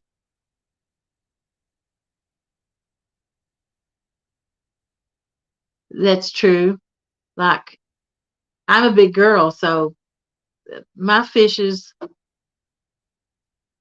look smaller on me than they would somebody else, a different girl holding it. And I don't hold my fish out like this either. Very seldom will you ever see me hold a fish like that.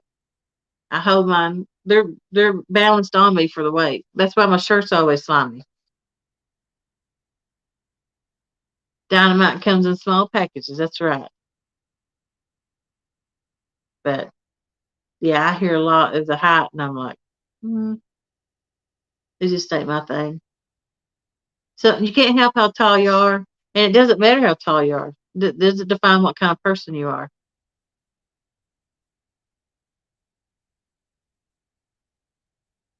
You meant to say you're 5'9"? I'm 5'6".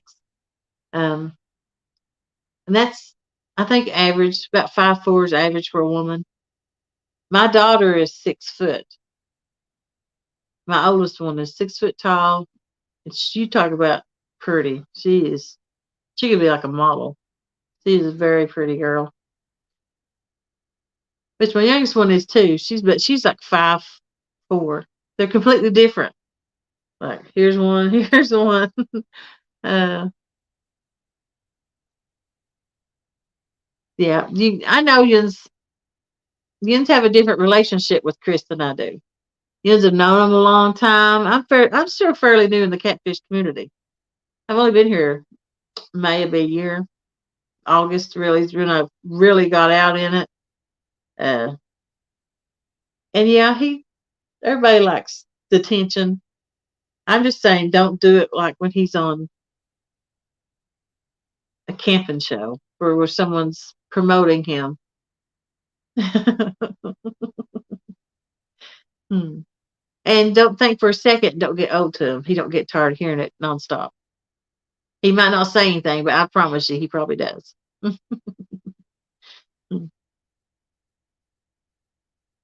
Good luck to you in the wrestling match. Ooh, I would like to see some arm wrestling on this YouTube. When you get on the boat together, that's a challenge right there. Arm wrestling.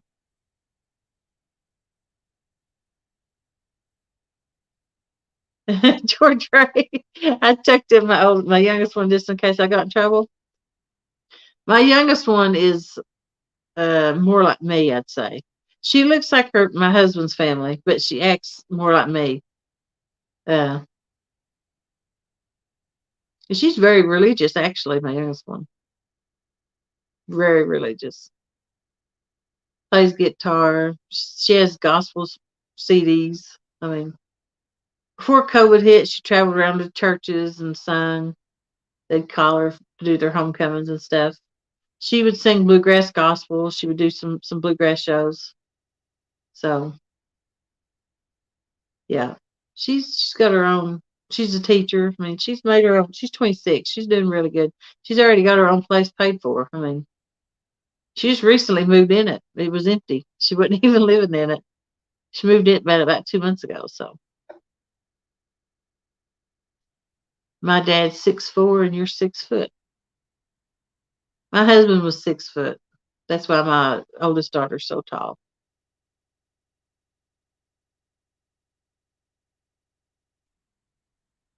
That's the truth. You got Telly too, just as sweet.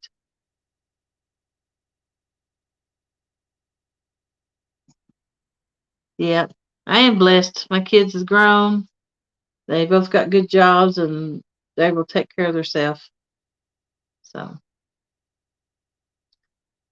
I got lucky.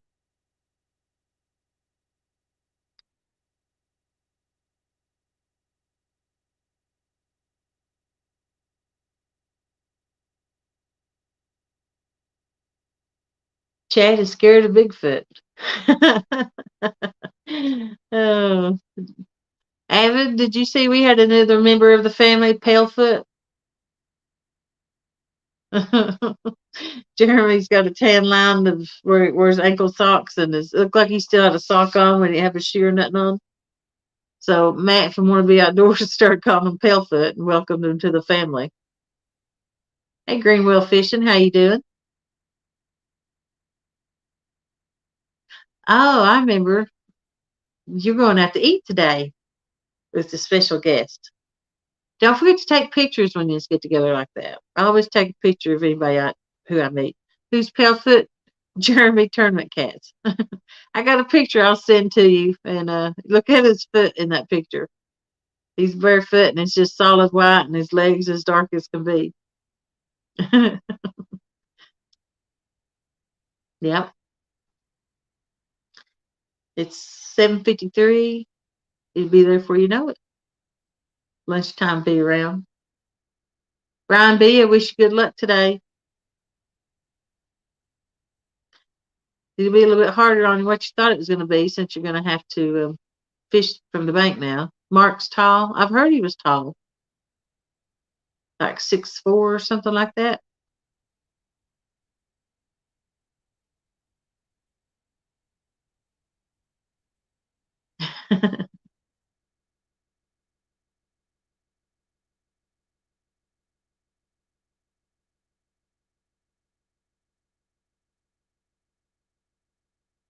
Yep, I can't wait till the weather clears out and warms up a little bit, and I can start spending more nights on the pontoon.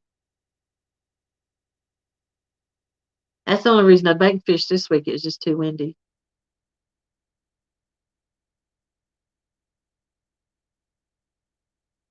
A lot of people say you catch more fish in the wind. They bite. I don't catch nothing if I'm out in the wind. Mark is your height. How tall are you, Avid?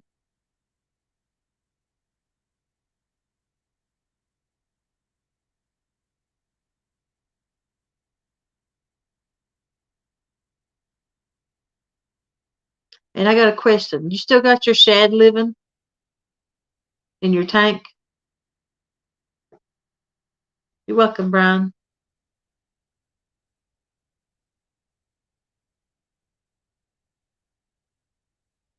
All I got is that little bass over there. And if I don't hurry up and get some more bluegills in it with it, I'm going to uh, put it back in the creek where I got it from. You're excited for fishing this year. Your trip to Tennessee was amazing. It is pretty down there. Watts Bar is a beautiful place to be. I'm starting to meet more people from Tennessee fishing now. So that's uh that's always great. I didn't really know too many close to me that fished. And when I went down there, when I went to, let's see, I fished down there Thursday. Catfish was there, and then I really didn't meet anybody else I knew. I went back Saturday morning, no, Friday morning, and Master Nader Seven was there, and his father-in-law. They're actually from my county, but I had never met them yet. And they was getting there same time I was, so we talked a few minutes. And then when I got down there fishing, there's two or three people who knew me. One of them was Captain Morgan. I think that's the alcohol name, but that's his name. He's either Captain Morgan or Captain Dave. Can't swear for sure. And he knew me from Travis because he fished tournaments with Travis. We have amazing waters. We do. Plentiful fish. I mean, it's the Tennessee and the Watts Bar is a great place to be. There's always fish everywhere. And there's so many opportunities for fish I miss. Like I don't fish for crappie or none of that stuff. I really don't fish for stripers. I catch them by accident. I know places where I catch the stripers and I go back and fish those areas sometimes just because I know it's a striper area. But hey, Sandy, how you doing?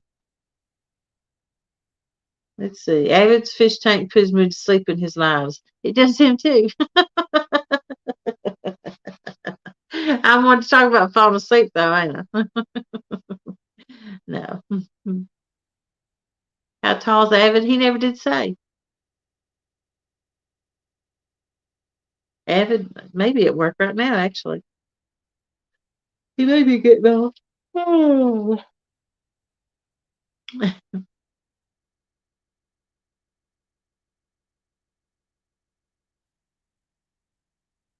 Setting hooks and crossing eyes.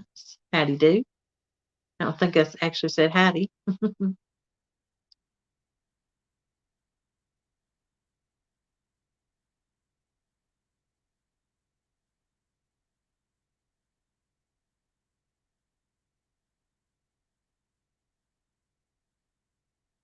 How many of y'all have a bait tank set in a house with fish in it?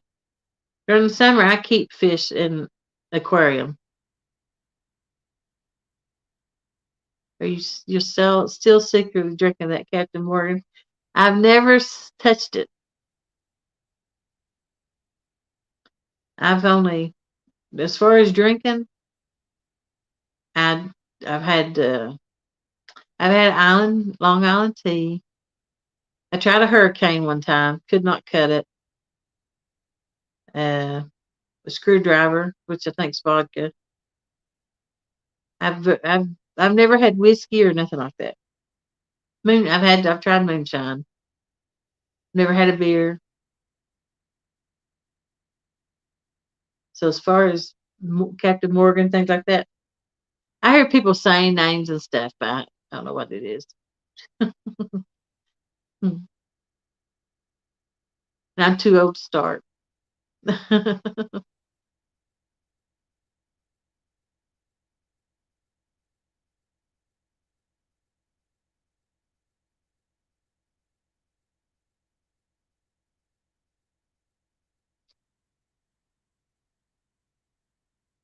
You're on playing.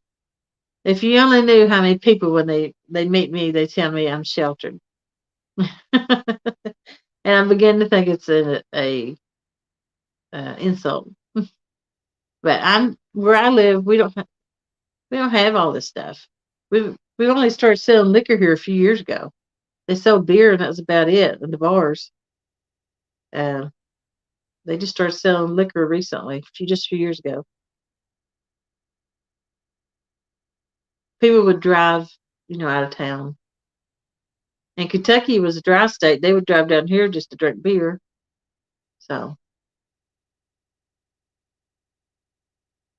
you're setting your bait tank up today. I need to empty mine. It's got some algae in it, and clean it out real good and set it back up so it'd be ready when I catch the gills.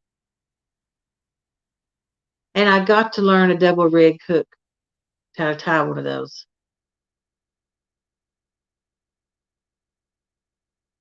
I guess I would tie it just like a suspended drop, no knot snail, two of those. You're supposed to turn one hook the other way, and then I guess you do that when you hook it, though, right? Because whenever I use a live bluegill, they'll come up and slam it, and like the rod will bend in half. It's like a violent hit. I mean, it's like it jarring the boat, and the gill will still be on the hook. Its scales ripped off of it, and fish is gone. I never hooked up to the big fish that nailed it. I did that I don't know how many times, Chad's, and I can't get the hang of it. I've tried it and tried it. Yeah, Chad has one out, and like I said, I've tried it I don't know how many times. I can't. I did tie. It just didn't look good enough for me. I don't think it was a good knot and a good rig, and that's why I wouldn't use it. The way I tied it, I didn't have it down pat though. Hey, David Warner, how you doing?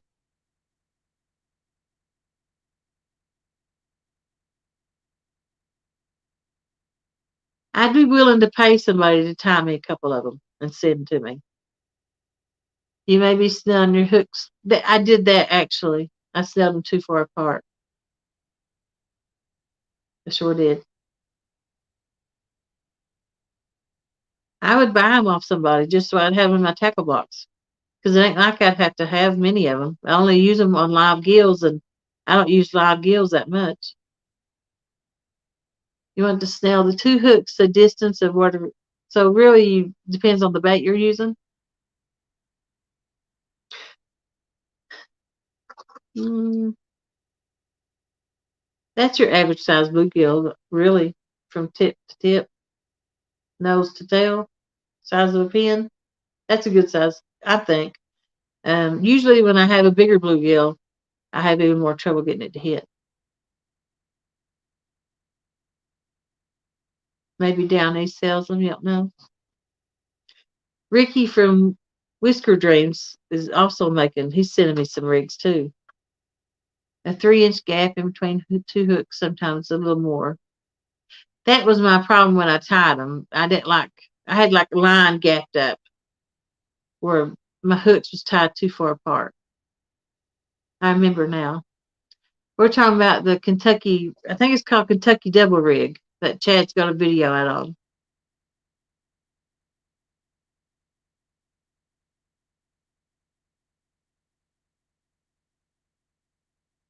Go at an angle towards the head. Now that rig we're talking about, I thought I saw somebody use it and the hooks was turned different. Like I can't explain it.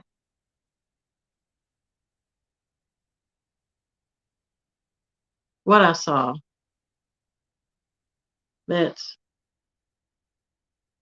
I can't remember. It looked weird though. Like that wouldn't have been a way I would have hooked it.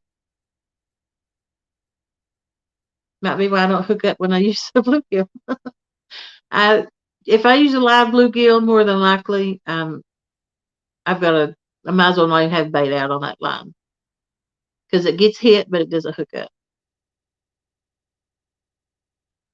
The hooks and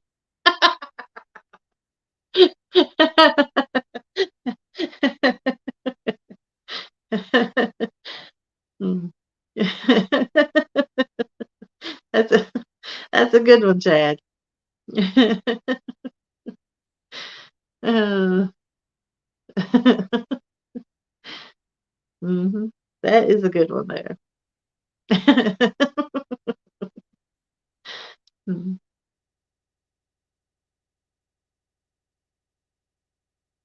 A quick set rig, not a Kentucky. I don't know what I mean. I don't know what it's called. I just know it's a 2 rig hook that I actually need. And a lot of people say they don't use 2 rigs on the bluegill. And they, hey, Indiana Chris, and they have no trouble at all hooking up. I've had lots of people tell me that they don't use 2 hooks, but mine, I don't catch fish unless very seldom do I catch a fish on a bluegill. And I think it's just because of the hook. Maybe it doesn't go all the way up to where the hook's at, you know, or something. So if I had that second hook down low, 2 hooks, 1 bait. Yeah, we're talking about live bluegill. Or 2 hooks. No, you're talking about when I used that rig with the pork chop. A double hook rig works very well for big bluegill or any other big bait. Caught a 1 pound channel. Yeah. High low rig. Yeah. Maybe I'll watch it today and it'll just click for me.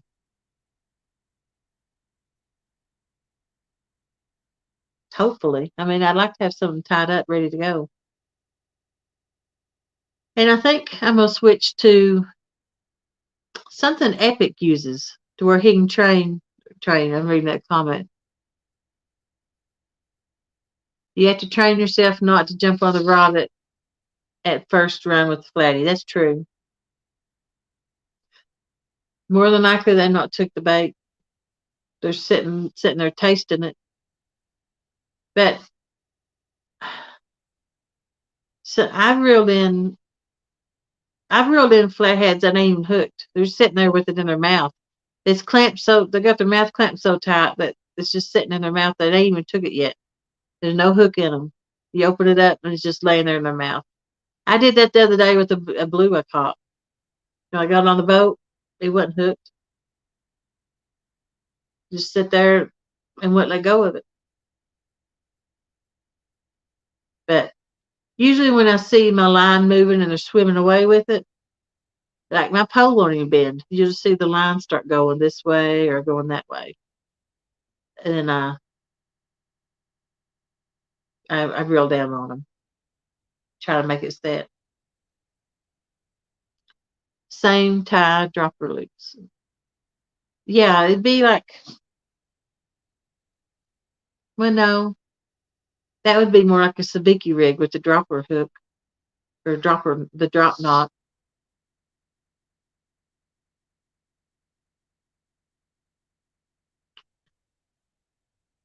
Yeah, depending on the current, because they'll open that, especially like even my cut off head on the skipjack. If you don't hook it right, its mouth open and it makes it harder to reel it in because current's catching it and everything.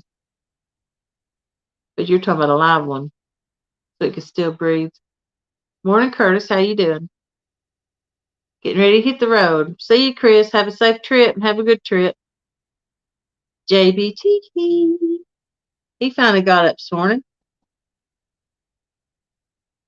Top of the mouth through the nostril. I don't do good hooking them there. I've been trying to move around the hooks a little bit, um, seeing if I get a better hookup set with them.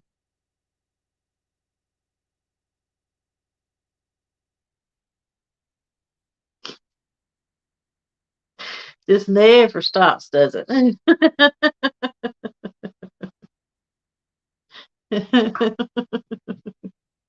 Oh, poor Chad. I'm with the, I mailed you a baby bottle. Looks like I'm at the mail D a switch for her to use on you and get you straightened up. Live bait, let them fold the rod until that line starts crinkling. Yep. Hello, Skip. How you doing? Clearview Outdoors.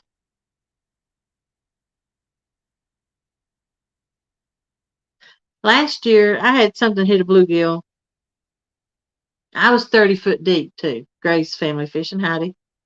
And I lost the biggest fish I ever had hooked back there in this one spot behind a bridge. And it's the clinch and it goes under the bridge and it's got this big offset. Then it curves and goes on it.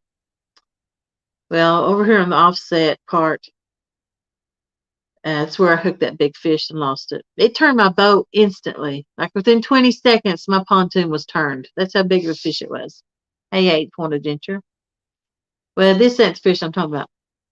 I had a bluegill drop down about 30 something foot, and something hit that bluegill. Don't know what it was. I always keep lights off so it's dark, and it's spooky back there anyway. It hit it so hard. I was on the pontoon. I got splashed. The bluegill went up in the air. Don't ask me how the line was up there like that. Uh, I thought the pole was going to come out of the rod holder. It hit it so hard.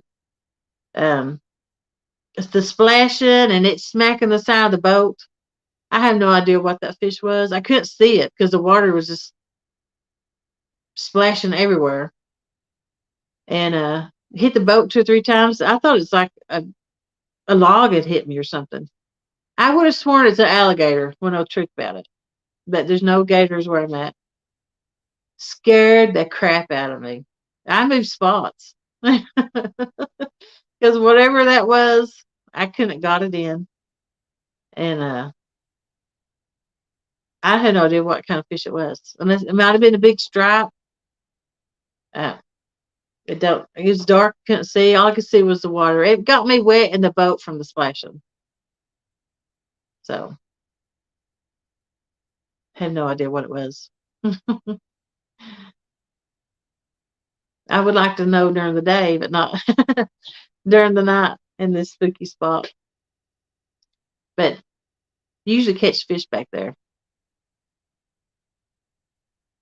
I would take calls back there just as soon as the water levels go up. It's just hard to get around to some of these spots right now where it's dropped so low. Somebody told me at the dam yesterday that Watts Bar Dam was down for repairs, and that's why it was dropped so low that it wasn't able to spill. A river lake monster. Like I said, I would have said it was an alligator, but there ain't none around. You're gonna try bank fishing at Smith Mountain this year if you can, yeah. And I always sleep on the pontoon when I'm out all night. Uh, I can't go. I take medicine. I have to take a 30-minute nap. But usually, if you catch a fish, you're gonna know it because when it's on those rod holders, it makes a noise and a vibration through the boat. You know if a fish is hit. Um, I actually took a nap the other night with calls. I was asleep like 2 minutes, and I heard a thump. And I woke up and I said, "Where's what pole's been hit?" She said, "What are you talking about?" I said, "Didn't you hear that thump?" She said, "Yeah." And I said, "That's a fish." And there was one that hit in the back, and I got up and reeled it in. But yeah, you know when a fish is hit because you feel the vibration and there's a jarring and a noise.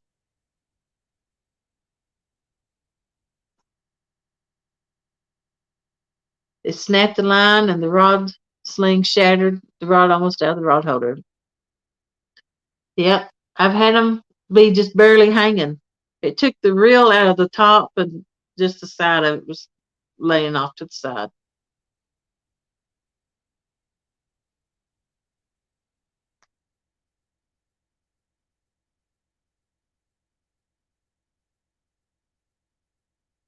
Hmm. That's a good fish. Yeah. uh, you know, I don't,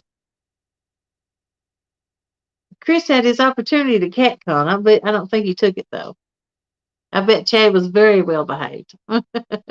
Him and Dee was really nice. I have to say that. Everybody's nice though. I mean, but they was really, really, really nice. A lot nicer than I thought he would be. He was actually almost sweet. Who would have thunk it? But yeah.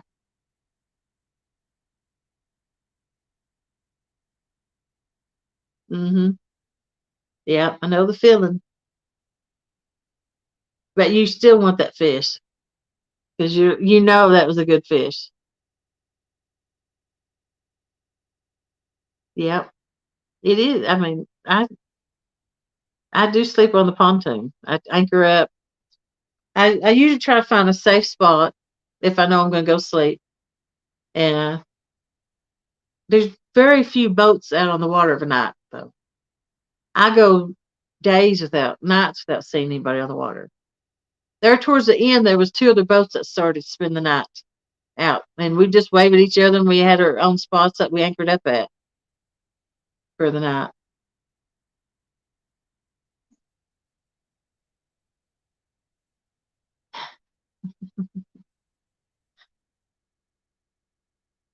Good luck today, Brian. I must have missed Brian's comment.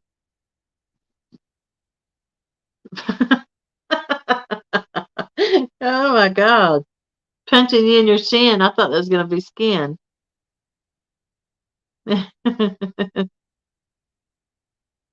Yeah. And it's raining. Oh, wow. Your 110-pound state record. I think I never saw my fish. I would get it up, I'd crank it up, and then it would drive back down. I'm pretty sure it's flathead. I'd crank it up. I fed it 25 minutes, and my back started hurting. I was tired, and I tightened up my drag. I'm like, I'm tired of it going back down. I'm not going to let it anymore. I'm going to keep it up to the top and reel it in. It showed me it wasn't done. It popped the hook, and I still go back there trying to catch that fish. Sure do, because I know it's going to be nested back there. I know exactly where it lives. It's just a matter of getting it to bite again.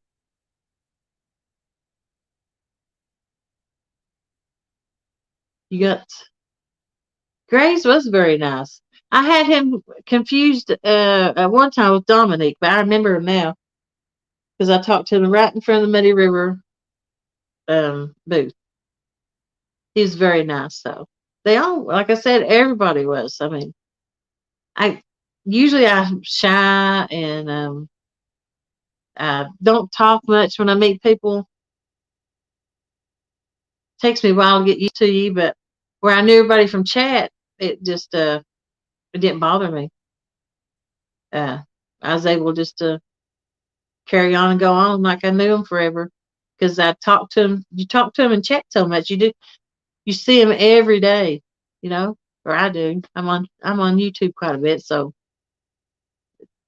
when I say you're my friends and family, you really are. I mean, I talk to you a lot.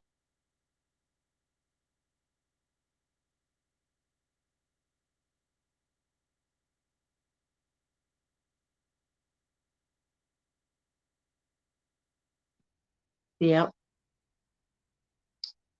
As like I said, there's a side the millions haven't seen, the really goofy side, but you had to be like really, really close.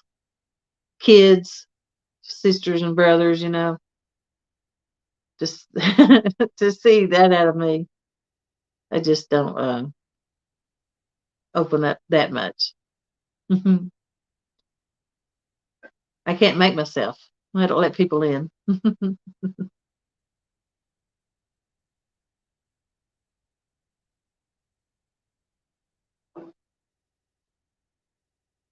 People think I'm sweet for some reason. I'm nice. There's Down East Tackle. How you doing? Good morning, ladies. I think I'm the only lady. But Amy's here, so there's two ladies. So you was correct with that. All around Sarah, I've seen her name in here today.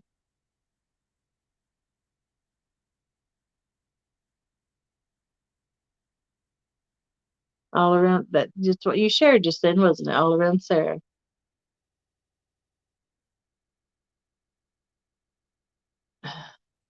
I could, but I could get some things done around here. Change the oil in your boat and take some naps. I like to hear. Yep, I've not had a nap. Woohoo! Chad says boat wrong. He says me boat, me boat, and I just cracks me up. There's all around Sarah. Good morning. How you doing? Sweet as a lemon. That's about right. Till you get caught in my web.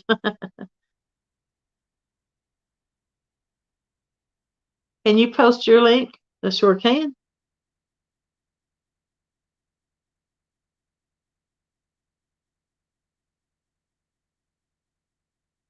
Curtis met me at CatCon. Or no, Ernie did. I really like Ernie and Chrissy. I didn't get to hang out with them like I wanted to, though. Hey, Wabash Nate, how you doing? Let's see. Eight Corn Adventures has 22 subscribers. He's wanting some more subscribers. I'm gonna post his link. Um, are you mostly hunting deer, or do you fish also? Look like he's fairly young too.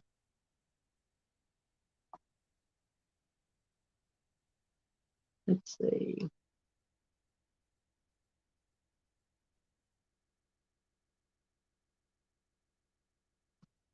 He joined February 26th.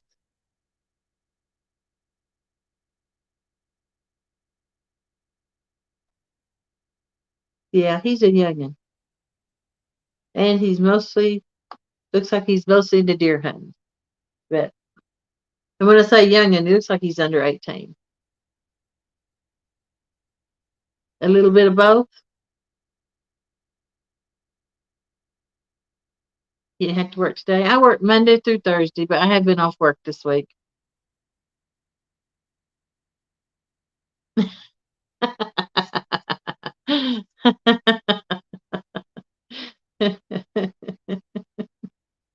Yeah.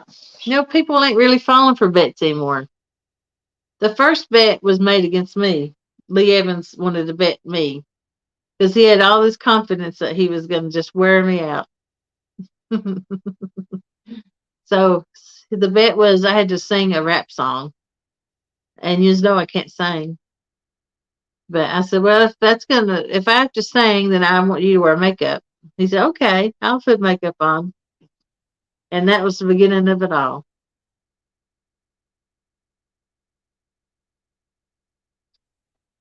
All around Sarah is a great singer with a great voice. I promise you that. And she goes fishing. What's not to like? Exactly. Can't beat that. Let me see if I've got her.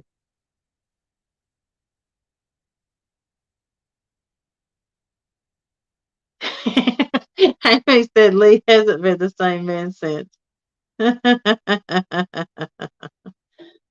That's funny. I don't care who you are. All around Sarah. There she is. Go channel. Nope. I'll subscribe to her.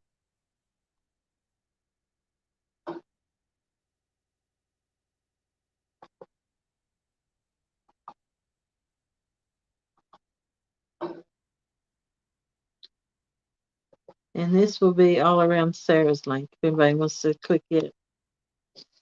Hey, Alicia, how you doing? Let's see. See you later, JBT. Surely not, Amy. Hmm. Did Mike already wear the dress? No, that's today at 2:15. I'll make a StreamYard for it. Guess I can do that right now.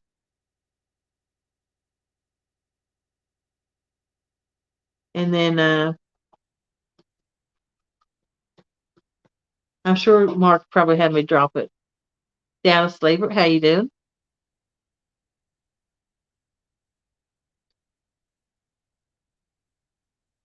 I guess I need to get with Pork Chop and make sure he's doing it today.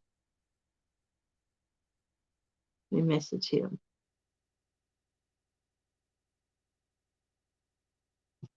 Because I don't want to advertise it and then him say he can't do it today.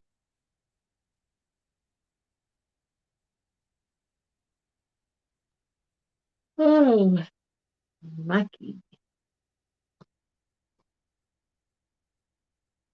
There he is.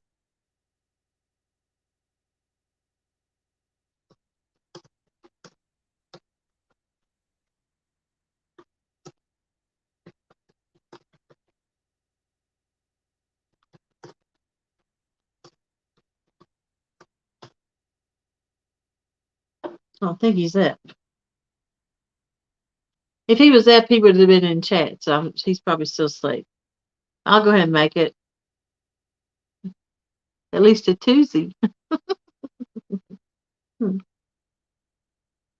That day, StreamYard, Stream Lab, that ain't it either. There it is. A Tuesday. Create a broadcast. What should I name it? Pork chop wearing a dress? Good morning, Richard Montano. How you doing?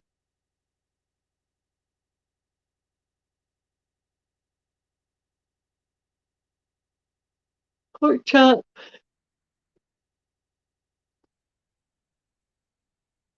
wearing a dress, I guess. Hey, Aaron, what are you doing? I'm making a StreamYard link for pork chop for his dress today. Oh, pork chop wearing a dress fishing.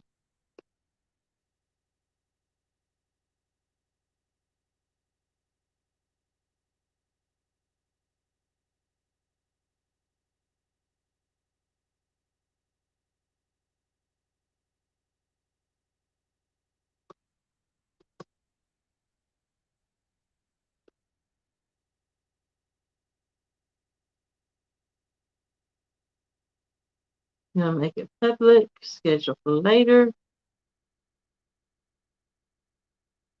2:15 p.m. Eastern time.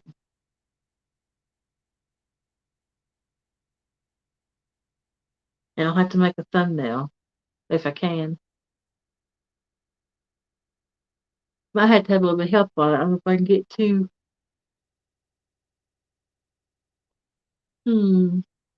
What is that thing called? What is it you make your stuff in? It snowed there at your house? Ooh. I've not had snow in quite a while. I hope I don't get it again. Yep, there's pork chop just sitting in meshes. He was fishing today, so woohoo!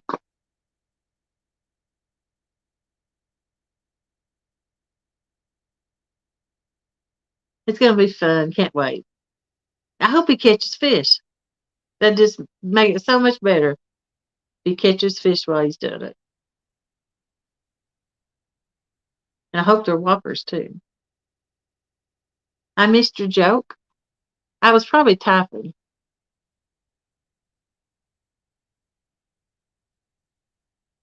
You've told a lot of jokes today.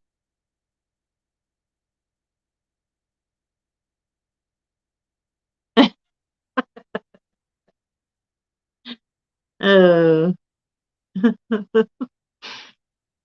you just saw a sheep driving in a swimsuit. It was a Lamborghini.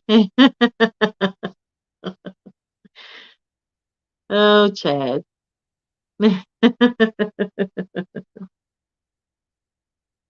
Hmm. Chad had some pretty good ones every once in a while.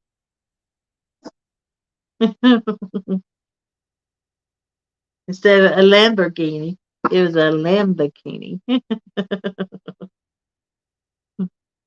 I do like sports cars. I like fast cars.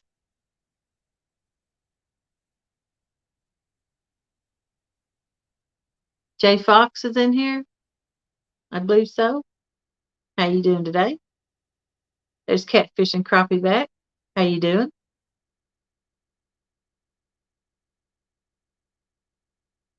Yeah, I'll take another joke. I like to laugh. Have a good time. Mark, I made a StreamYard um, for pork chop wearing a dress. So what I'm gonna do? Just share it before it ends in a link.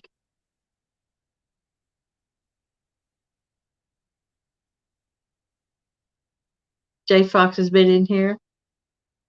I remember seeing you early this morning. Come think about it.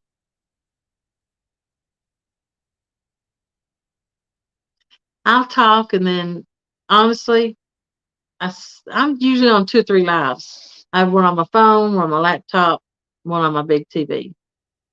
So I'm going back and forth, but they're all three playing at the same time where I can hear them, look for fish and stuff.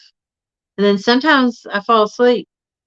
So if I've gone a while without any comments or anything, I fell asleep. I took a nap.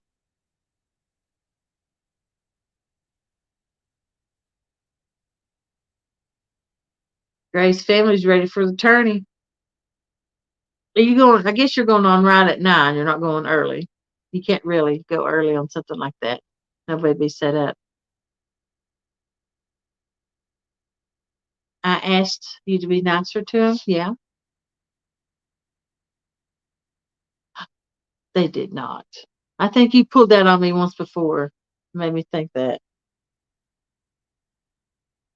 Now I will tell you, I bought that roadside assistance and got my keys locked up, and it cost me $30 or something like that. It's been years ago. It might not cost me anything. I want to say $30 to get it to come unlock it and let me in. And it raised my insurance because I had a claim. Sure did. After I paid extra for that service. So I don't know if all insurance policies is like that or not.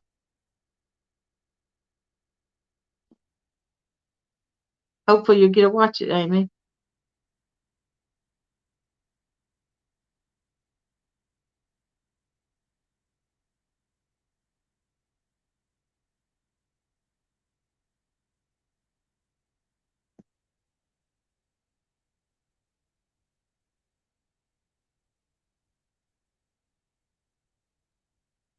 Oh yeah, it'd be nice to Chris.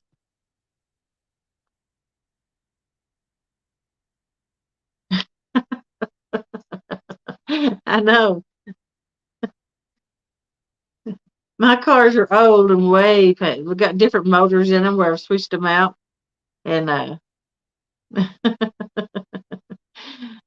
still get calls about it. I've got a 2011 Chrysler Town & Country sitting out there. I found it online for $500. Looked brand new. It had been some vision place where they delivered glasses in it, but they, I think, rent dry oil or something.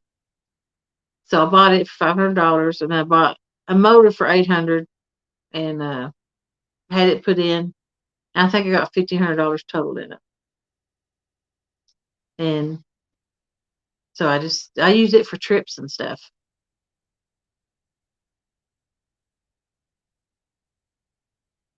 But I get calls on this warranty, and I'm like, it ain't even. It's got high miles on it. Ain't even got the same motor or nothing in it anymore.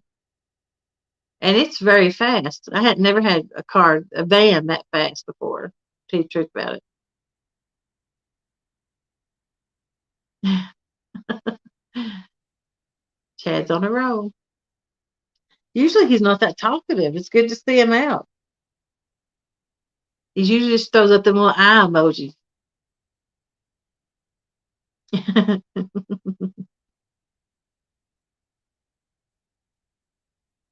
You get skipped on short jumps. There's plenty of them to go around.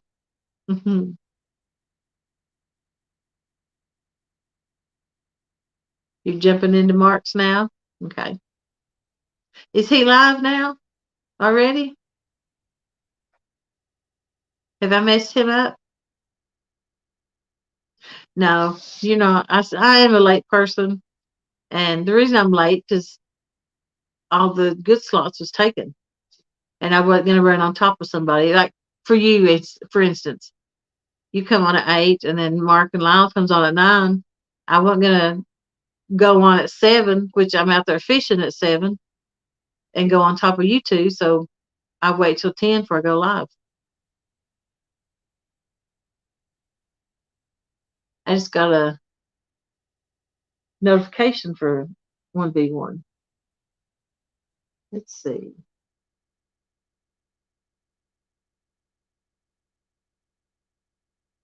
23 minutes.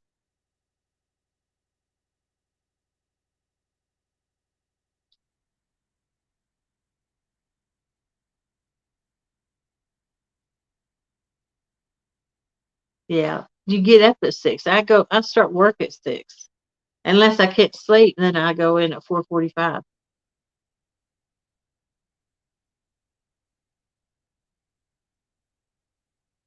The kids bounce out.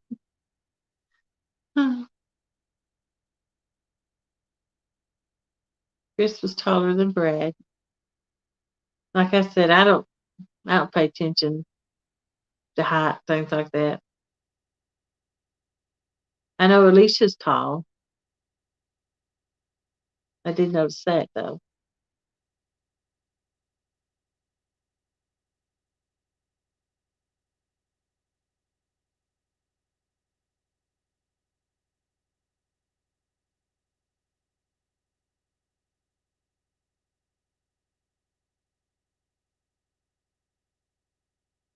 You're gonna win a prize today. You can feel it. I hope you do, Amy. See you later, Chad. See you over at Mark's.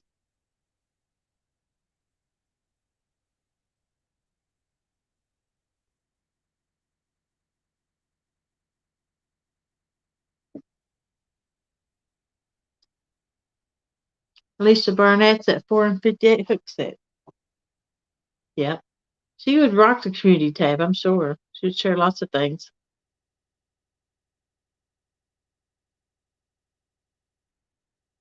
You can show her link. Who put that up there? Grace.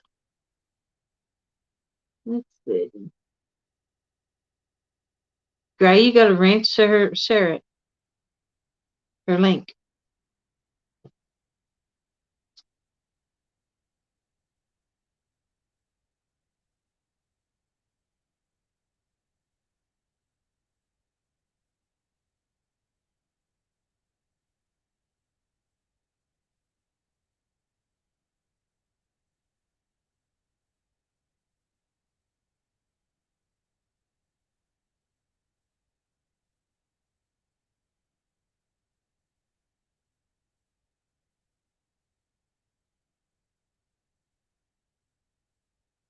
I think I've got it all fixed.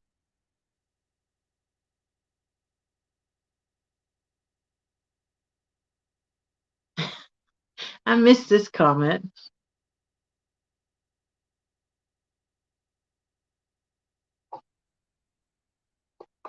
from way back. And it's a dandy one. Must have had my head down when it went up.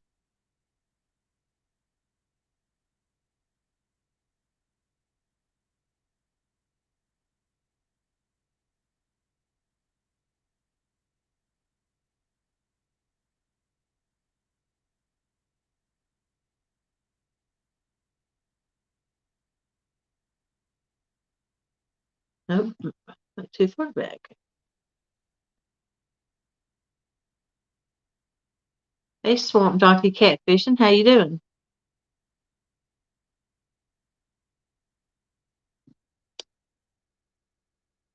I need to, don't I? A 5-minute nap before Mark starts.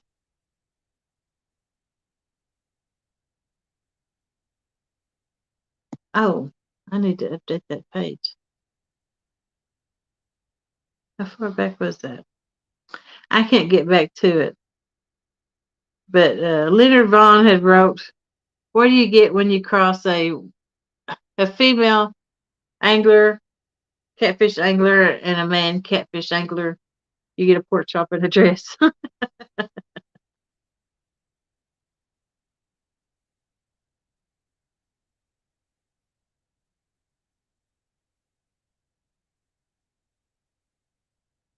You're welcome, Alicia.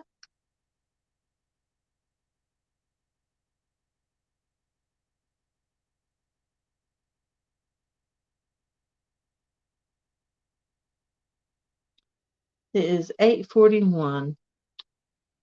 You think I should go ahead and end it? That way everybody's got time to get up and go to the bathroom, give them something to drink, get ready for the 1v1.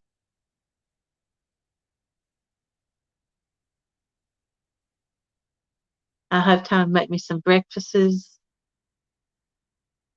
Um, the link is at the top of the page of chat.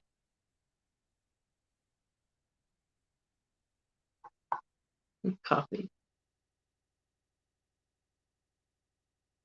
Or Fernando. Someone give me the idea to name my boat Fernando. I'm thinking about doing it. There's the 1v1 link I just posted. What, the fish snatcher? Palmetto? He's like me, he always comes in at the end. We've been talking all kinds of crap. Some stuff, the things that come up in a chat in the catfish community, you would never ever say or even think of.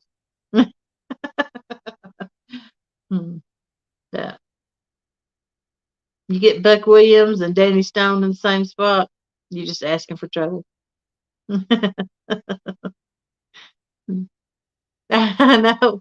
I need to make me a new John Parker. Maybe that one. I guess I need to make him one. Make me one for morning.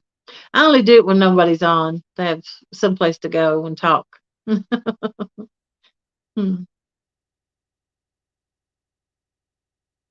Did you get the skunk off? I know I went for a spell where I had trouble catching a fish. I still went though, because you never know when you're going to get a big one. But I struggled sometime during the winter. It's hard for me.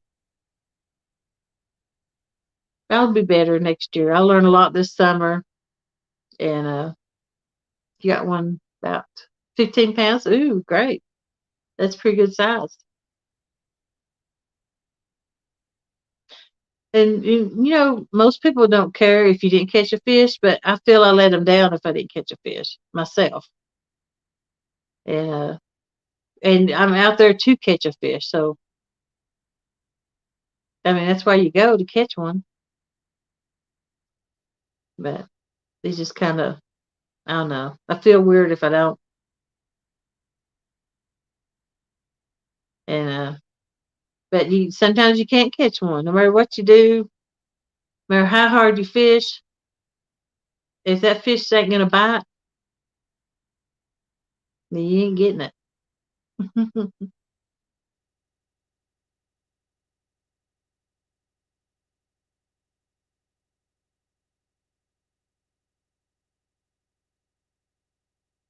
But I do have the link at the top of chat for Mark's 1v1 today. It's going to be Brian B and Freddie's Outdoor Adventures. And then you got Creo against Danny Stone Outdoors. And it could go either way. Because Brian, he's going to be fishing from the bank now, and he's got a lot of wind.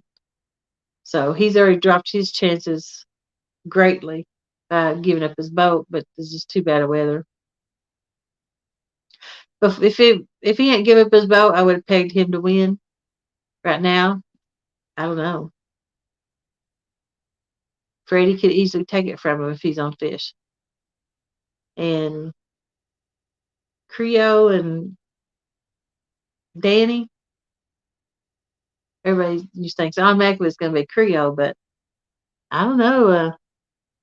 If Danny's on the fish, like sometimes he burns it up. If he's on the fish, I mean, he could easily take it from Creo too. So I like all four of them. I'm not going to root against any of them. I'll just be happy to have a good time and watch some fishing. And that's right, big city catfish. Sometimes if you don't catch a fish, you have to wear a dress. That's going to be at 2:15 today. And I guess it's going to be on my channel. I already made a thumb. Well, I didn't make a thumbnail. I made a link to it, but you'll find it on my channel. Swamp Ducky's pulling for Danny Stone, and I seen Uncle Jeep just then.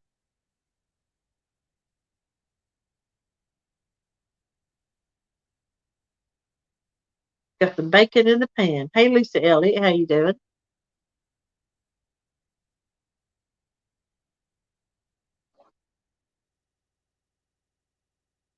If I'll go ahead and end it, I'll be here till right at 9. So I'm gonna go make me something to eat real quick. No, I forgot. I got these Kit Kats. Woohoo! I'm gonna eat these Kit Kats. Now I'm gonna fry me 2 eggs and a piece of toast. I'm gonna make. I only like bologna and biscuits. I don't like it with my egg. Yeah, and I despise it in gravy. Gravy and bologna does not belong together. Creo and Brian say hi to you, so you vote for them. That's right. You support who supports you a lot of times. How it goes. But I mean, I like everybody. Uh, there's a couple people I don't mess with. I just don't have anything. They do them, I do me. But I mean, like I was saying earlier, you just gotta be yourself, and if people like you, they like you. If they don't, they don't. Because even if you change, they still ain't gonna like you. It's just life. You can't please everybody. So, Patty Sean, you got the hoodie to match this hat. I need it. I like it. I like it because it's black and red, and I like black. I would have bought his fishing poles if it been would have showed up in the night, but they're red and black, and they just wouldn't show up. Yeah, pork chop. He plans on doing a show, so I can't wait to see him. He's not showed me a picture or nothing yet, so I'm just as much surprised as you all.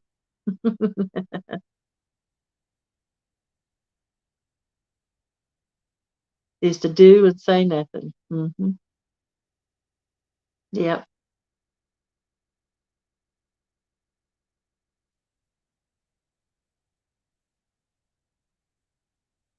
What was that about smoked bologna? That's big in Western Tennessee, down around Paris, Tennessee, and maybe McKenzie, Tennessee. Smoked bologna. That sounds good.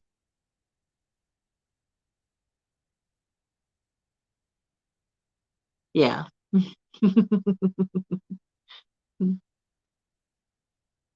We got two. You're working on ways to make them show up better. Oh, I know what you're talking about. You're talking about the Golly Whopper poles. Yeah. I looked at them and I wanted one of them, but like I said, I fished the other night and I had a black pole, big cat fever. I took out of rotation just because I couldn't even see it on the boat when I had a fish on it. It'd be bent over with the fish and I had to cut my lights on to see it. And I'm like, which pole has a fish on it? Because I could hear it thump. Couldn't see nothing bent over, and I cut my lights on. It'd be that black one, and it got hit all the time. So, hey, Annette, how you doing? So I actually took it up. Like I said, it's not even on my boat now because I can't see it. He had to have me put two new Kumas on yesterday. That sounds good. Motor run. I used to stream Palmetto. Uh, I'd watch him go to sleep, leave it running till I'd be woke up in the middle of the night. Him, because when he sings motor and it goes up like five clicks of the volume, and I'd raise up in the bed and Palmetto goes motor, and I'm like, you've got to be kidding me. So I quit playing Palmetto during the night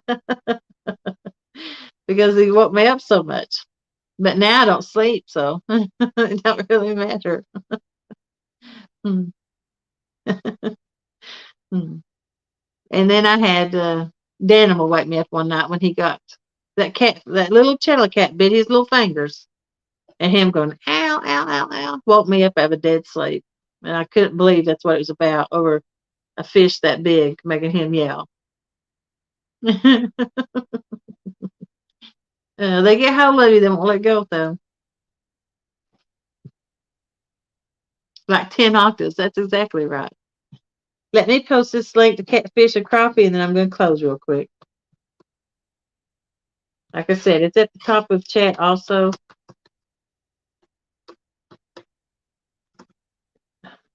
I misspelled that so bad, I'm going to retype it.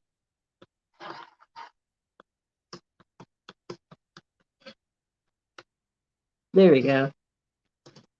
That's right, Alicia. Oh, there's the link to Mark's, the 1v1 that's fixing to start in about 9 minutes.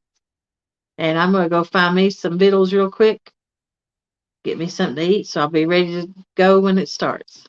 I want to thank everybody for sitting around talking and chatting this morning. Had a good time. Hope you all did too. And it's today, Saturday. I'm sure I'll see you around this weekend somehow or another. But still, I got tonight and all day tomorrow. So thank you, everybody. Have a good day. See you.